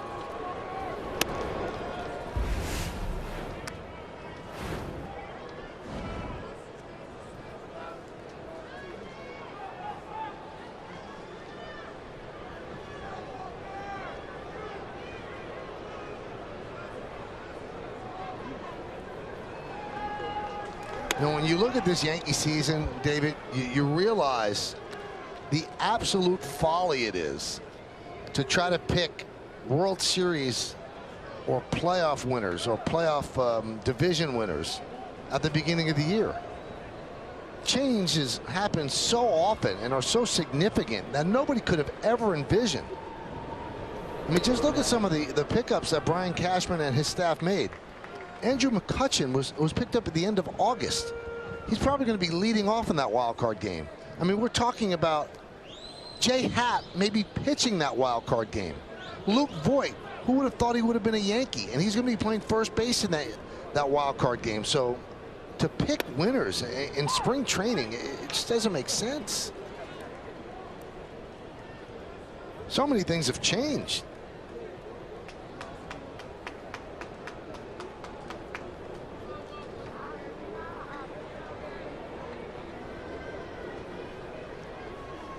And the 3-1 to Walker. Hit sharply right into the shift. Lau's there. 1 away. Now a quick word from Smirnoff. Wait, what do you mean we only have 6 seconds? Hi, I'm no, this is Smirnoff, and I'm... Not enough time. Third baseman, Miguel Andujar. Should have took a drink. Here is Andujar. Sac fly in the Yankees 7-run third. And then 0 for 2. Your point is well taken, Michael. And the Yankee scouting department front office deserves a lot of credit for bolstering this roster.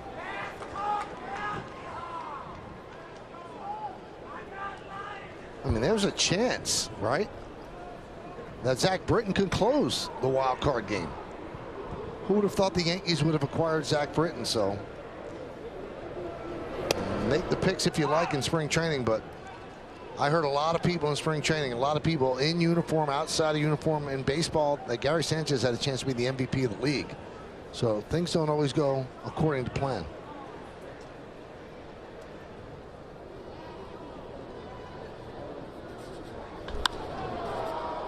Popped up, left field. Pham makes the play, 2 outs. Let me ask you the question now. You think that guy's rookie of the year? I think I do, and I understand the case that's made for Ohtani. And it was announced today Ohtani is going to have the surgery and not pitch next year and just hit. And I know that the advanced metrics probably point to Ohtani because he has the better WAR. But Andujar really saved the Yankees bacon, and he's playing in pressure-packed games. Ohtani hasn't played an important game in 3 months. What do you think? Well, how much do you value his pitching numbers? I mean, Ohtani's a unicorn. Right. I mean, we've never had this sort of discussion. Let's go back all the way to Babe Ruth when he was pitching and still hitting. But didn't he only make like 10 starts? 50 innings, 50-plus innings. How much weight do you give that? They were dominating innings.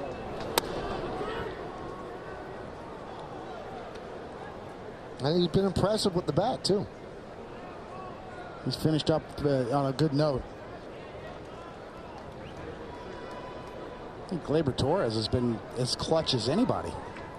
Some of the big hits that he's gotten. You start to peel back the layers of the impact on the clutch numbers, high leverage spots. Gleyber Torres is as good as anybody.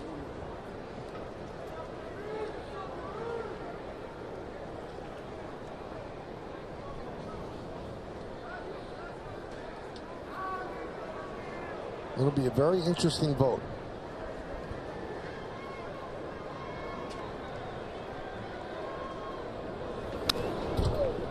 As will be the National League Cy Young. I mean, what numbers for Jacob deGrom.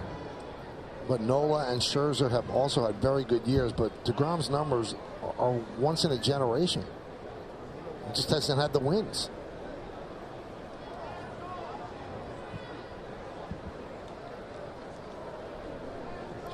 Two.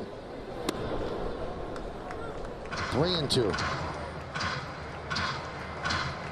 It's amazing to me that as the block of voters starts to turn over, the younger writers start to get votes, how much more receptive they are to somebody like a Jacob deGrom winning. And some of the old guard still going to be hung up on that 99 record. It really does become generational. You can almost break it down. Didn't you show me a stat yesterday if the Mets had scored 4 runs in each of deGrom's starts? Would it be 30-0?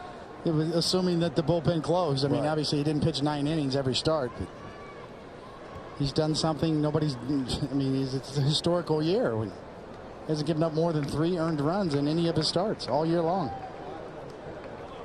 And he has 1 more start to go, and that might be significant. Maybe there will be some people that will look at a record. So if he loses that and he's 9-10, it shouldn't really matter. But and Sanchez works a 2-out walk. Well, we kind of got the breakthrough with Felix Hernandez, and you've mentioned that too, when he won the Cy Young with a 13-12 record. So progress has been made on that front. Well, Ken Davidoff had a column in the Post today, New York Post, where I think he talked to 16 of the 30 voters, and most of them said that analytics would play a huge role, not wins and losses. 16 to the 30? Yeah. I want the age breakdown. It'd be interesting. Here's Echeverria. High fly ball, right side, long run for Smith. But he runs out of room and had to navigate the mound in the bullpen.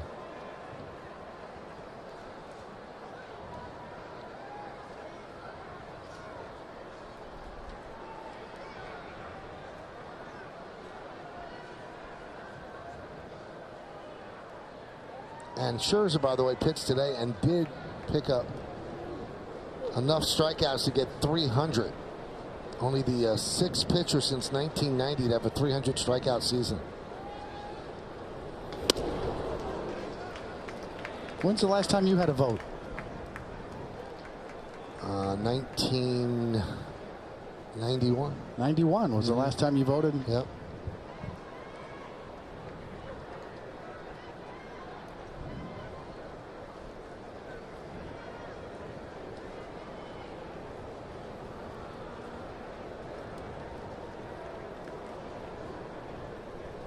A lot of people say that, you know, broadcasters should have it, and although I'd love to have a vote, I just don't believe you should. If you're even in the most obtuse way affiliated with a ball club, you should not have a vote.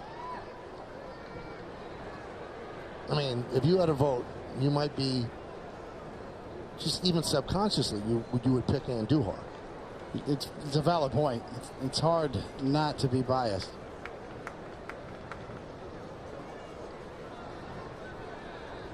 And the argument is, well, we see more games than a lot of the writers, and you know that's true. But again, if there's the slightest affiliation, I just don't think that you should have the vote.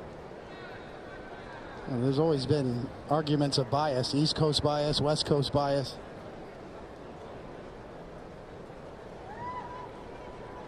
Nowadays, at least, you know, there's technology, there's more video. You can certainly see players much more now. And I've got to tell you, with the way people vote when it comes to metrics, they technically don't have to see 1 second of a game. I mean, just look at the numbers and judge it that way. And I don't think that's the best way either. No, that's not. You definitely, there is always and will always be room for the eye test.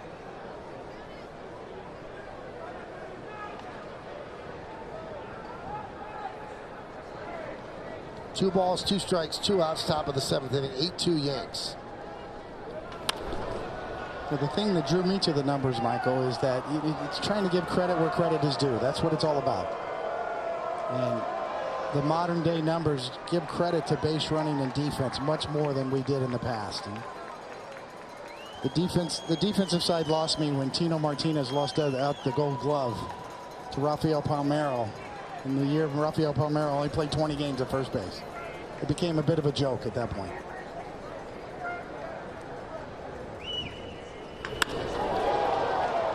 Fly ball to Kiermaier, and that will do it. Here in the 7th, no runs, no hits, no errors, 1 man left. Time for the stretch here in St. Pete, 8-2 Yanks. I think he's going to be the guy as well. Time for the game summary brought to you by Nissan. 8-9-1 Yanks, 2-4-0 for Tampa Bay. Severino 1-5, Faria 2 1/3. Sanchez a 3-run home run, an RBI single. Echeverria a solo home run. Good point by Jack on the 17 swings and misses. It should be noted too that Severino's tough inning in the bottom of the 3rd came after a long top of the 3rd when the Yankees scored 7 runs. Didn't look like he was quite ready to pitch that bottom of the 3rd.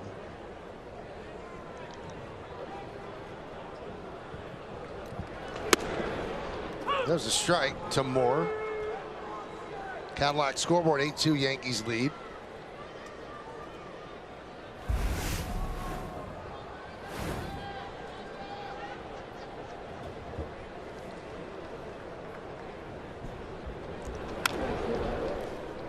Still 0-2.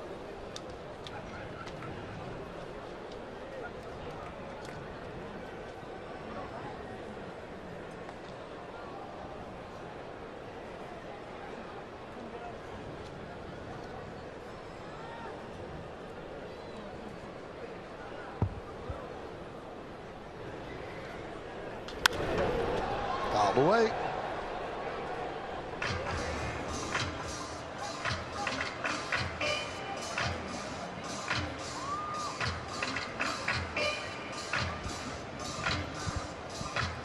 This ballpark is not only the Yankees who have struggled down here at Tropicana. The Rays have one of the best home records here. They've really defended their turf.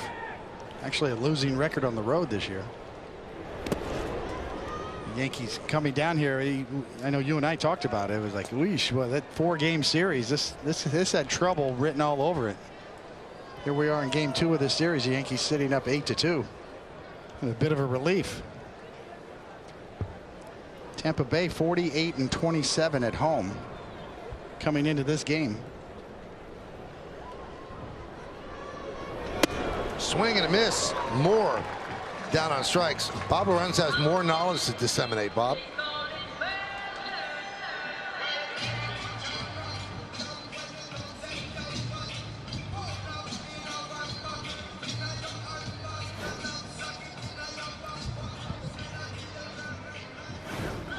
All right, thank you, Bob. Aaron Boone takes the ball from Tommy Kahnle. He will go to the bullpen. And the Yankees trying to piece it together with an 8-2 lead with 1 out here in the 7th. We'll be back.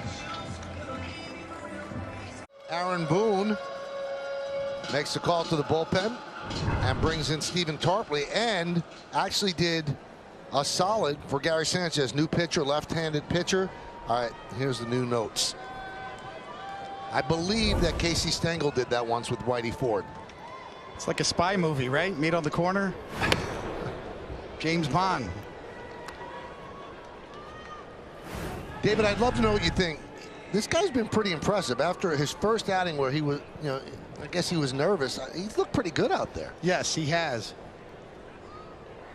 He's an interesting candidate for potential left-handed reliever next year, especially.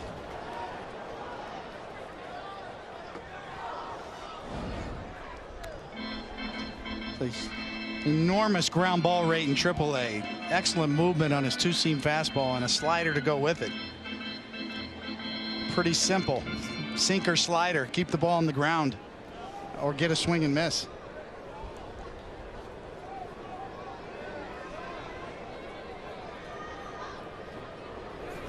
Did he go? No, he did not.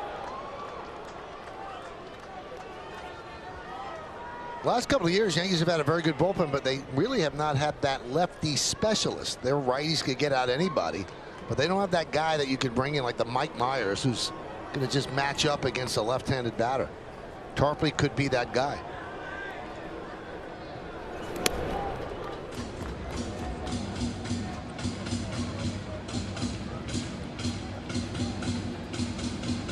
So far, small sample size in the majors. Lefties 1 for 9 against Tarpley. Righty 5 for 15.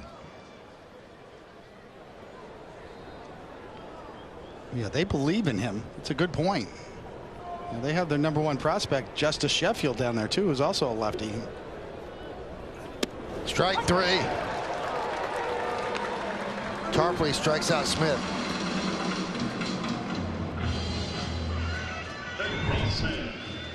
Frozen with the slider over the inner third of the plate. Started off just off the inside corner and broke off a pretty quick slider off the inside part of the plate. You think there's any way, David, that they would put him on a postseason roster? They're going to look at matchups. Yeah, and you know, you talk about auditions. Yes, it's amazing how quickly you can open a manager's eyes or a pitching coach's eyes by how you pitch. There's a reason he's in this game right now. I mean, they would look at it. Is he more valuable to them in a postseason series than A.J. Cole? Those would be the decisions they'd have to make. Because there might be that one big tough lefty on the A's or the Red Sox that you think Tarpley can come in and get. Exactly. Obviously, Matt Olson jumps to mind with the A's. Benintendi with the Red Sox.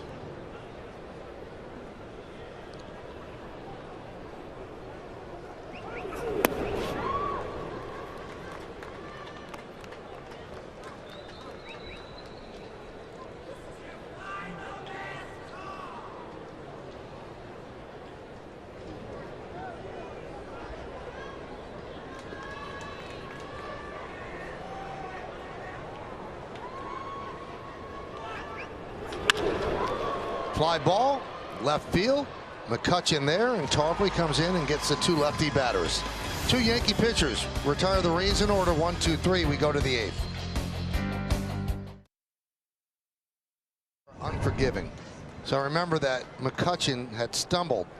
But here he is showing, look, I can do it without stumbling, and his teammates were all over him. Look, you did it. You didn't fall. You've been there, David. Absolutely. Nothing is sacred in a major league clubhouse.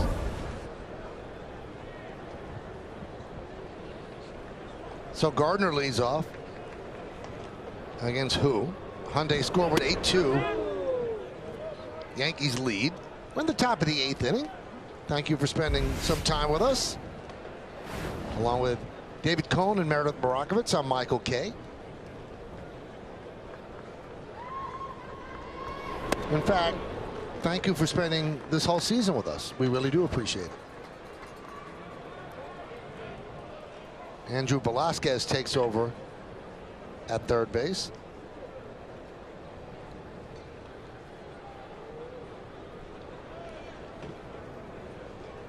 One, 1-2.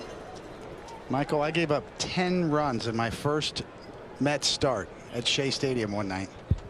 Thought for sure I was done. They were going to send me to AAA. I was awful. Awful night. 10 earned runs in 5 innings. Our bullpen was dead. I had to stay out there for 5 innings. Just kept giving it up against the Houston Astros.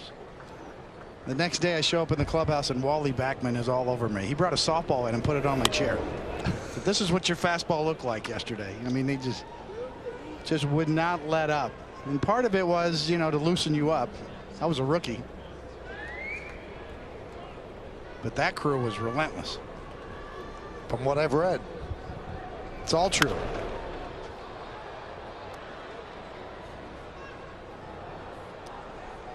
And it is all part of the rite of initiation. Probably felt like more of a teammate then.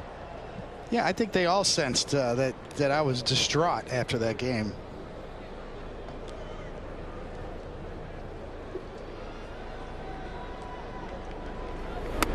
So that's not the game Where you went on Kiner's Corner after that game? No, Ralph did not invite me on after that game.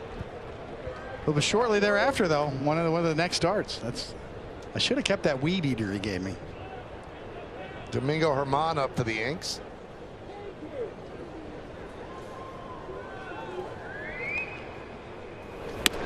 Gardner swings and misses. One away here in the 8th inning.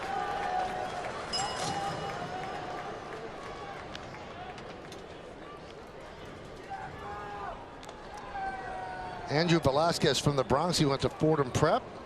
And there's some of his high school photos. Good to see a kid from the Bronx make it to the big leagues. He was drafted by the Diamondbacks. Ends up here with the Rays.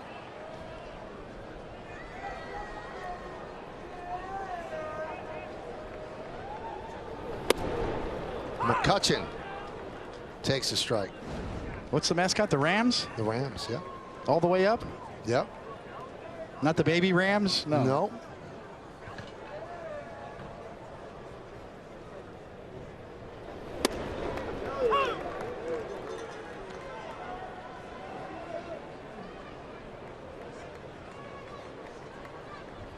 You know, the high school I went to, we were called, you know, the college was the Hawks. Okay. The high school was the Hawklets. Okay. And boy, did we get grief for that.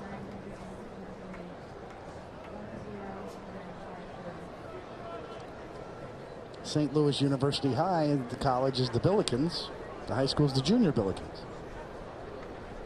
Don't ask me what a Billiken is. Sounds like some sort of bird, right? So it's just the Rams.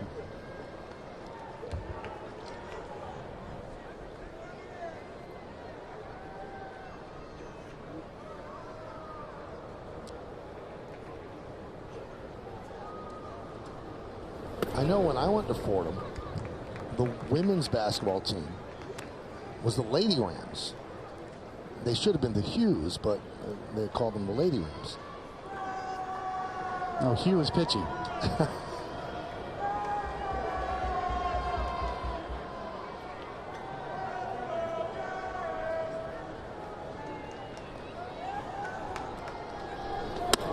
Another walk for McCutchen.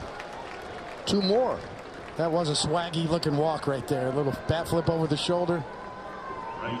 His wife had it right on Instagram. He's the dopest walker in the game. Check this. Oh, yeah. She was right. That's a great scouting report.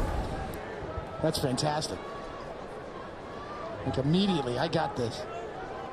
In September, he has the most walks in the American League, 21. 4 over his teammate, Aaron Hicks.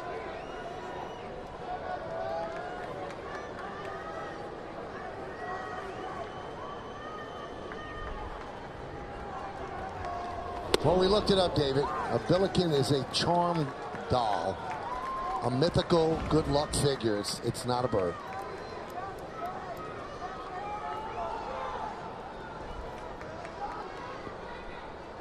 So a junior Billiken is just a smaller charm doll.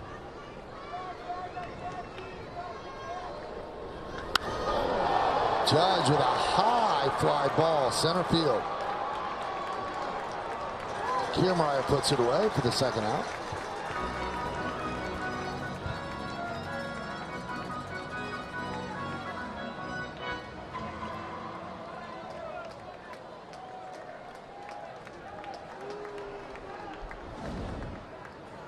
First baseman, Luke Voigt. Luke Voigt's show continues to play a starring role.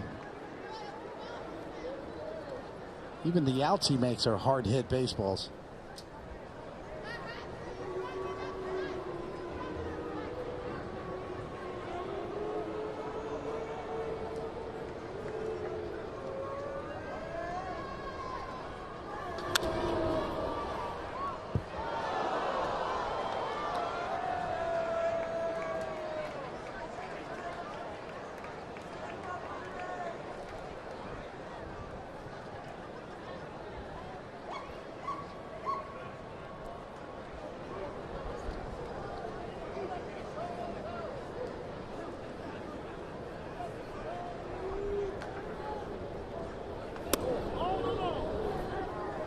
This chiropractic telecast presented by authority of the New York Yankees. It may not be reproduced or retransmitted in any form, and the accounts and descriptions of this game may not be disseminated without the express written consent of the New York Yankees.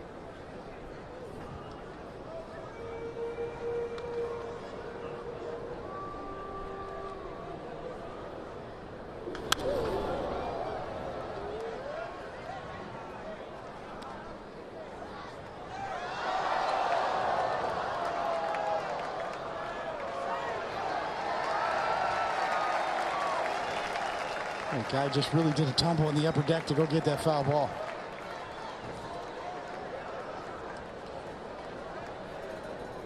He earned it.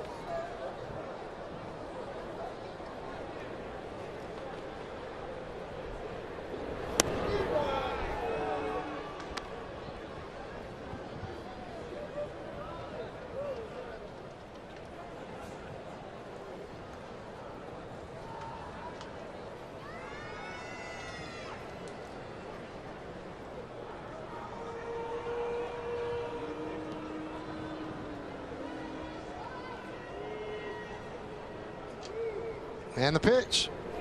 Did he go? Yes, he did. Voit down on strikes. He did not love that swing call. No runs, no hits, no errors. One man left on base. Close, but he did look like he went around. We go to the bottom of the 8th. The top wild card spot as they play Game 3 of this series with the Rays. Coverage begins at 6 with Audi batting practice today and then the Chevy Yankees pregame. It's only on Yes and streaming on Fox Sports Go. Domingo Germán comes on for the Yankees, and he deals outside to Tommy Pham. Hyundai scoreboard 8-2, Yankees lead.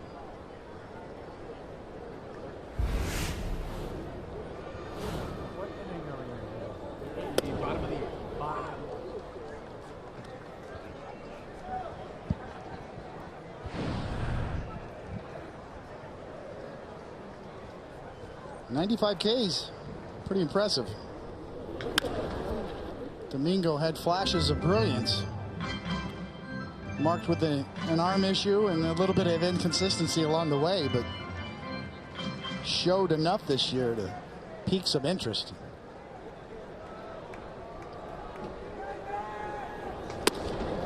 Strike 3, Pham down looking. A lot of it based on that pitch right there. He's had a good breaking ball. And it's a real strikeout pitch for him. Gets the call on the high one here on Tommy Pham. A lot of swinging misses on that pitch too earlier in the year, and right at the top of the zone. And Domingo Germán's name was asked about a lot around the trade deadline. Other organizations have taken note and have asked for him. Bowers lost one to center field. Gardner makes the play. At the second out, now a quick word from Spectrum. Spectrum Internet. No data caps, no contracts. Just faster speeds with better performance. 2 quick outs for Domingo Germán. And that brings up Brandon Lau.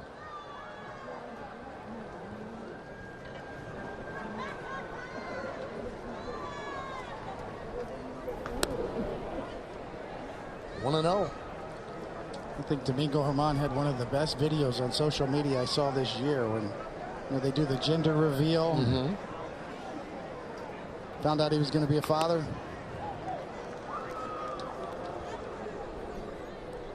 If you haven't seen it, look it up, find it.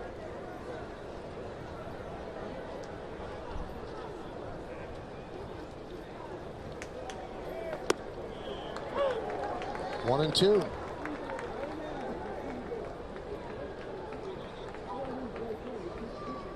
It was a baseball themed where, he was actually pitched a ball and batted sort of like a wiffle ball game and found out he was going to be a father and what the gender would be. The whole blue-pink thing. Yep.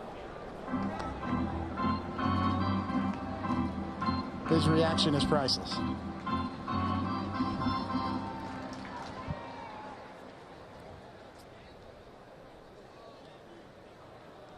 And the 1-2. Grounded in the hole and off the tip of the glove of a diving Walker. A base hit for Lau, who's 3 for 3 with a walk.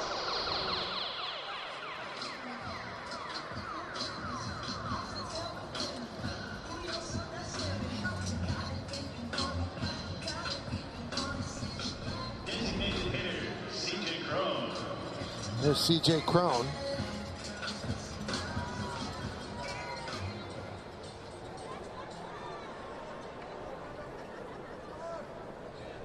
Cron tonight is 0 for 3.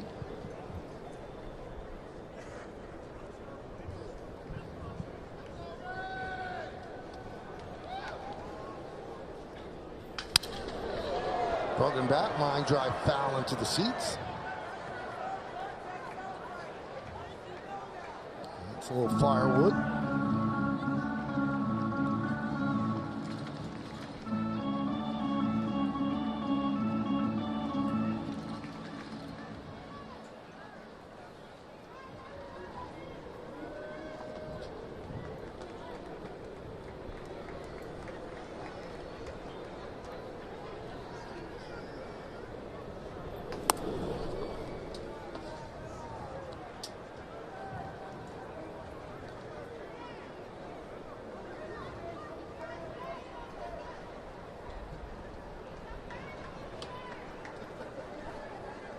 A bit of a breakout year for Cron this year.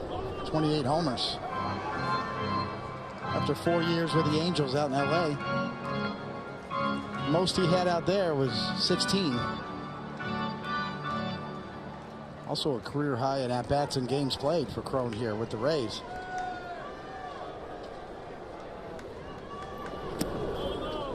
And this is on a team that doesn't hit that many home runs. It used to hit a lot. But that changed with all the deals during the offseason. They traded away most of the home runs.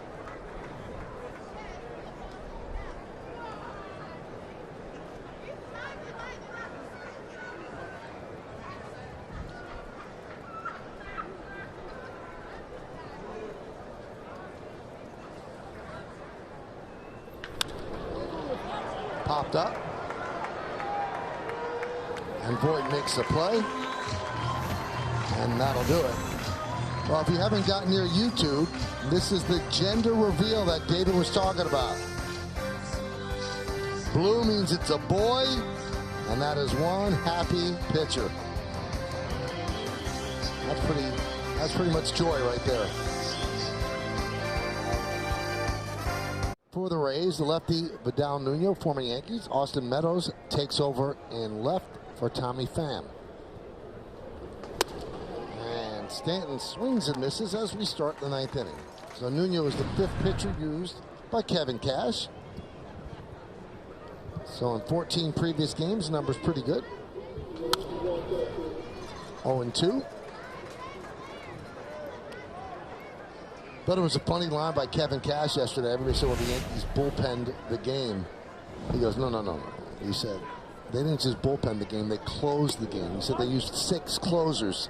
He said that's pretty tough to beat that sort of lineup. Other people go and use a bullpen game, and there's going to be some guys that aren't closers, don't have closer stuff. The Yankees roll them out one after the other. Swing and a miss is Stanton down on strikes.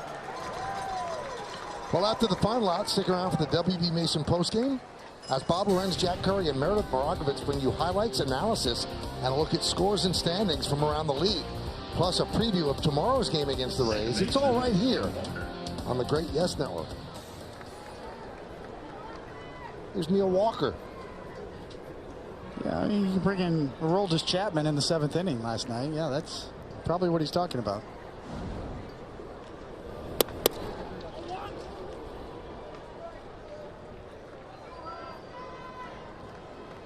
Aroldis Chapman, the slider thrower last night. One of the best sliders I've seen him have consistently.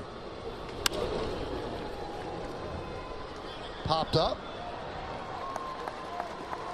And caught by Lau. And those are the guys the Yankees used. Tarpley's been great, as we mentioned. Holder struggled in the first, but got out of it. Sonny Gray gave up the only 2 hits and a run. Then Green, Robertson, Chapman, Betances, Britton. Third baseman, Miguel Andujar. And yes, that line right there is from September, not March.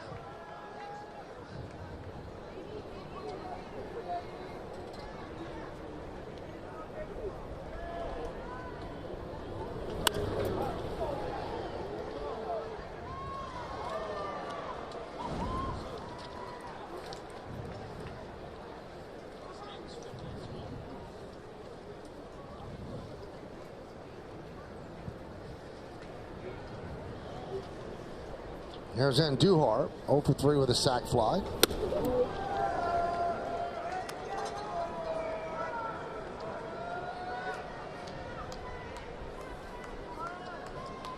Of all the rookies in the American League this year, as you see, kind of straight out, because Miggy hits it everywhere.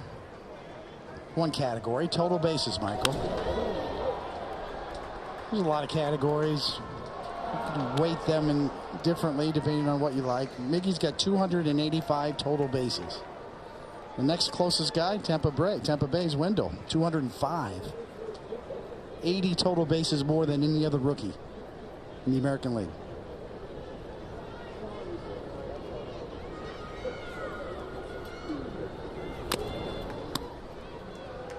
Shohei Ohtani's got 173. And Miguel Andujar has more than 100. Well more than 100 more total bases than Ohtani. Just one category. Make of it what you will.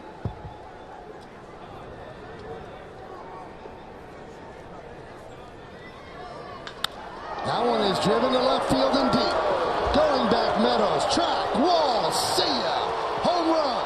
More total bases and a 9-2 Yankee lead.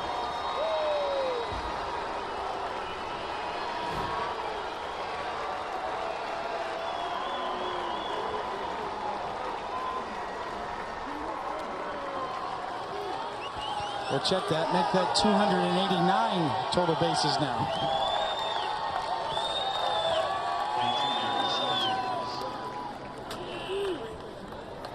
Now with his 26th homer.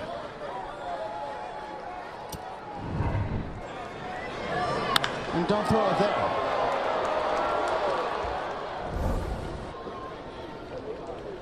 Here's Gary Sanchez. A couple of hits, 4 ribbies, a 3-run home run, and the Yankees 7-run third.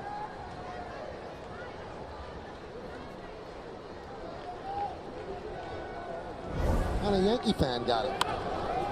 Popped up right back here, just under our booth.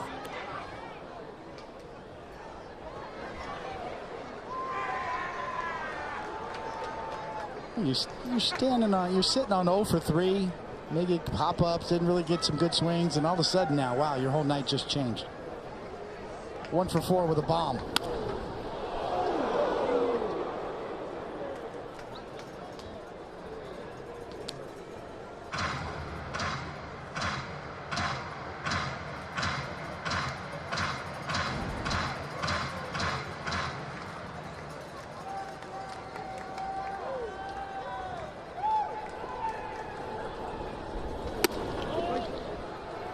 Two and two.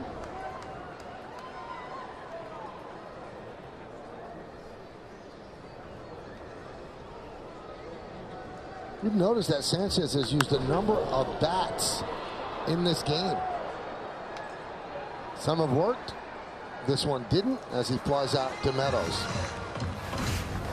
Yankees get a run on the Andujar home run. His 26th of the year. Bottom of the 9th coming up, 9-2 Yanks. Go back to the 3rd inning up the lefty, Jalen Beeks. It's Gary stepping into the batter's box with 2 men on. Gets a 3-1 fastball right in his wheelhouse and does not miss it. Number 17 on the year for Gary Sanchez, the Land Rover drive of the game.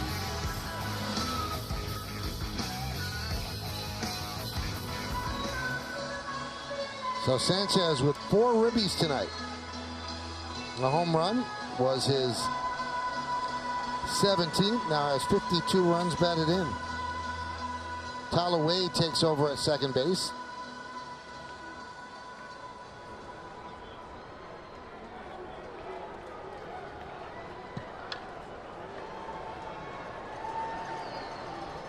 And Domingo Germán will try to get the final 3 outs.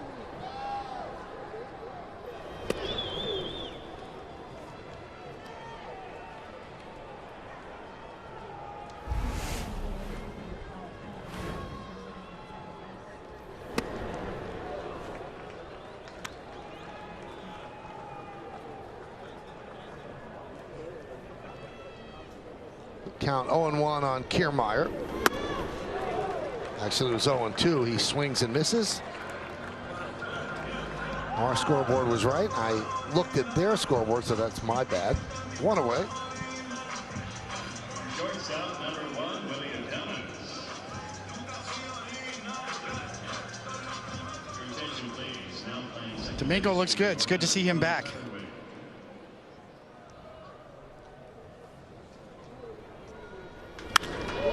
Adames fouls it away.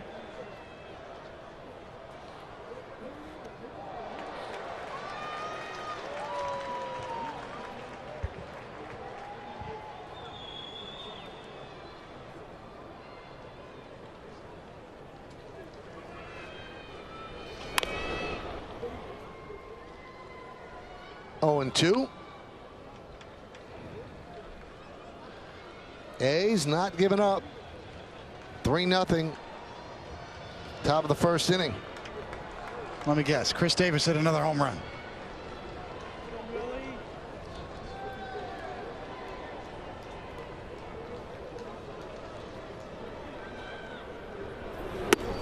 Strike 3. Adames knew it. Third strikeout for Herman in an inning and 2/3. Number 31, Adam Moore. Good movement right back to the outside corner. Gets the call. Mid-90s with darting and moving action. Outstanding.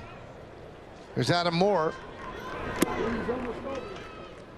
He is 0 for 3 tonight. Reached on an E6 and struck out the other 2 times.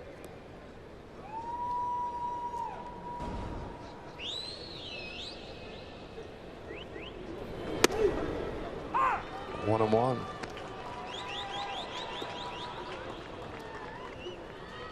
It was not Chris Davis. Matt Joyce had a big 2-out, 2 RBI single. Chris Davis not even in the lineup for Oakland tonight. Yankees a strike away.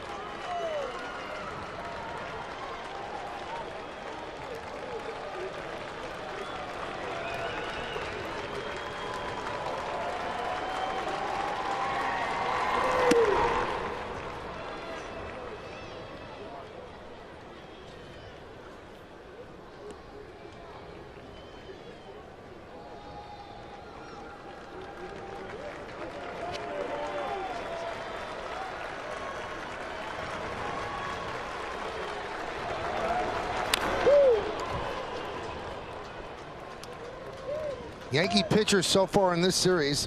Yesterday, all of the pitchers that we showed rang up 13 strikeouts. Tonight, 14 strikeouts.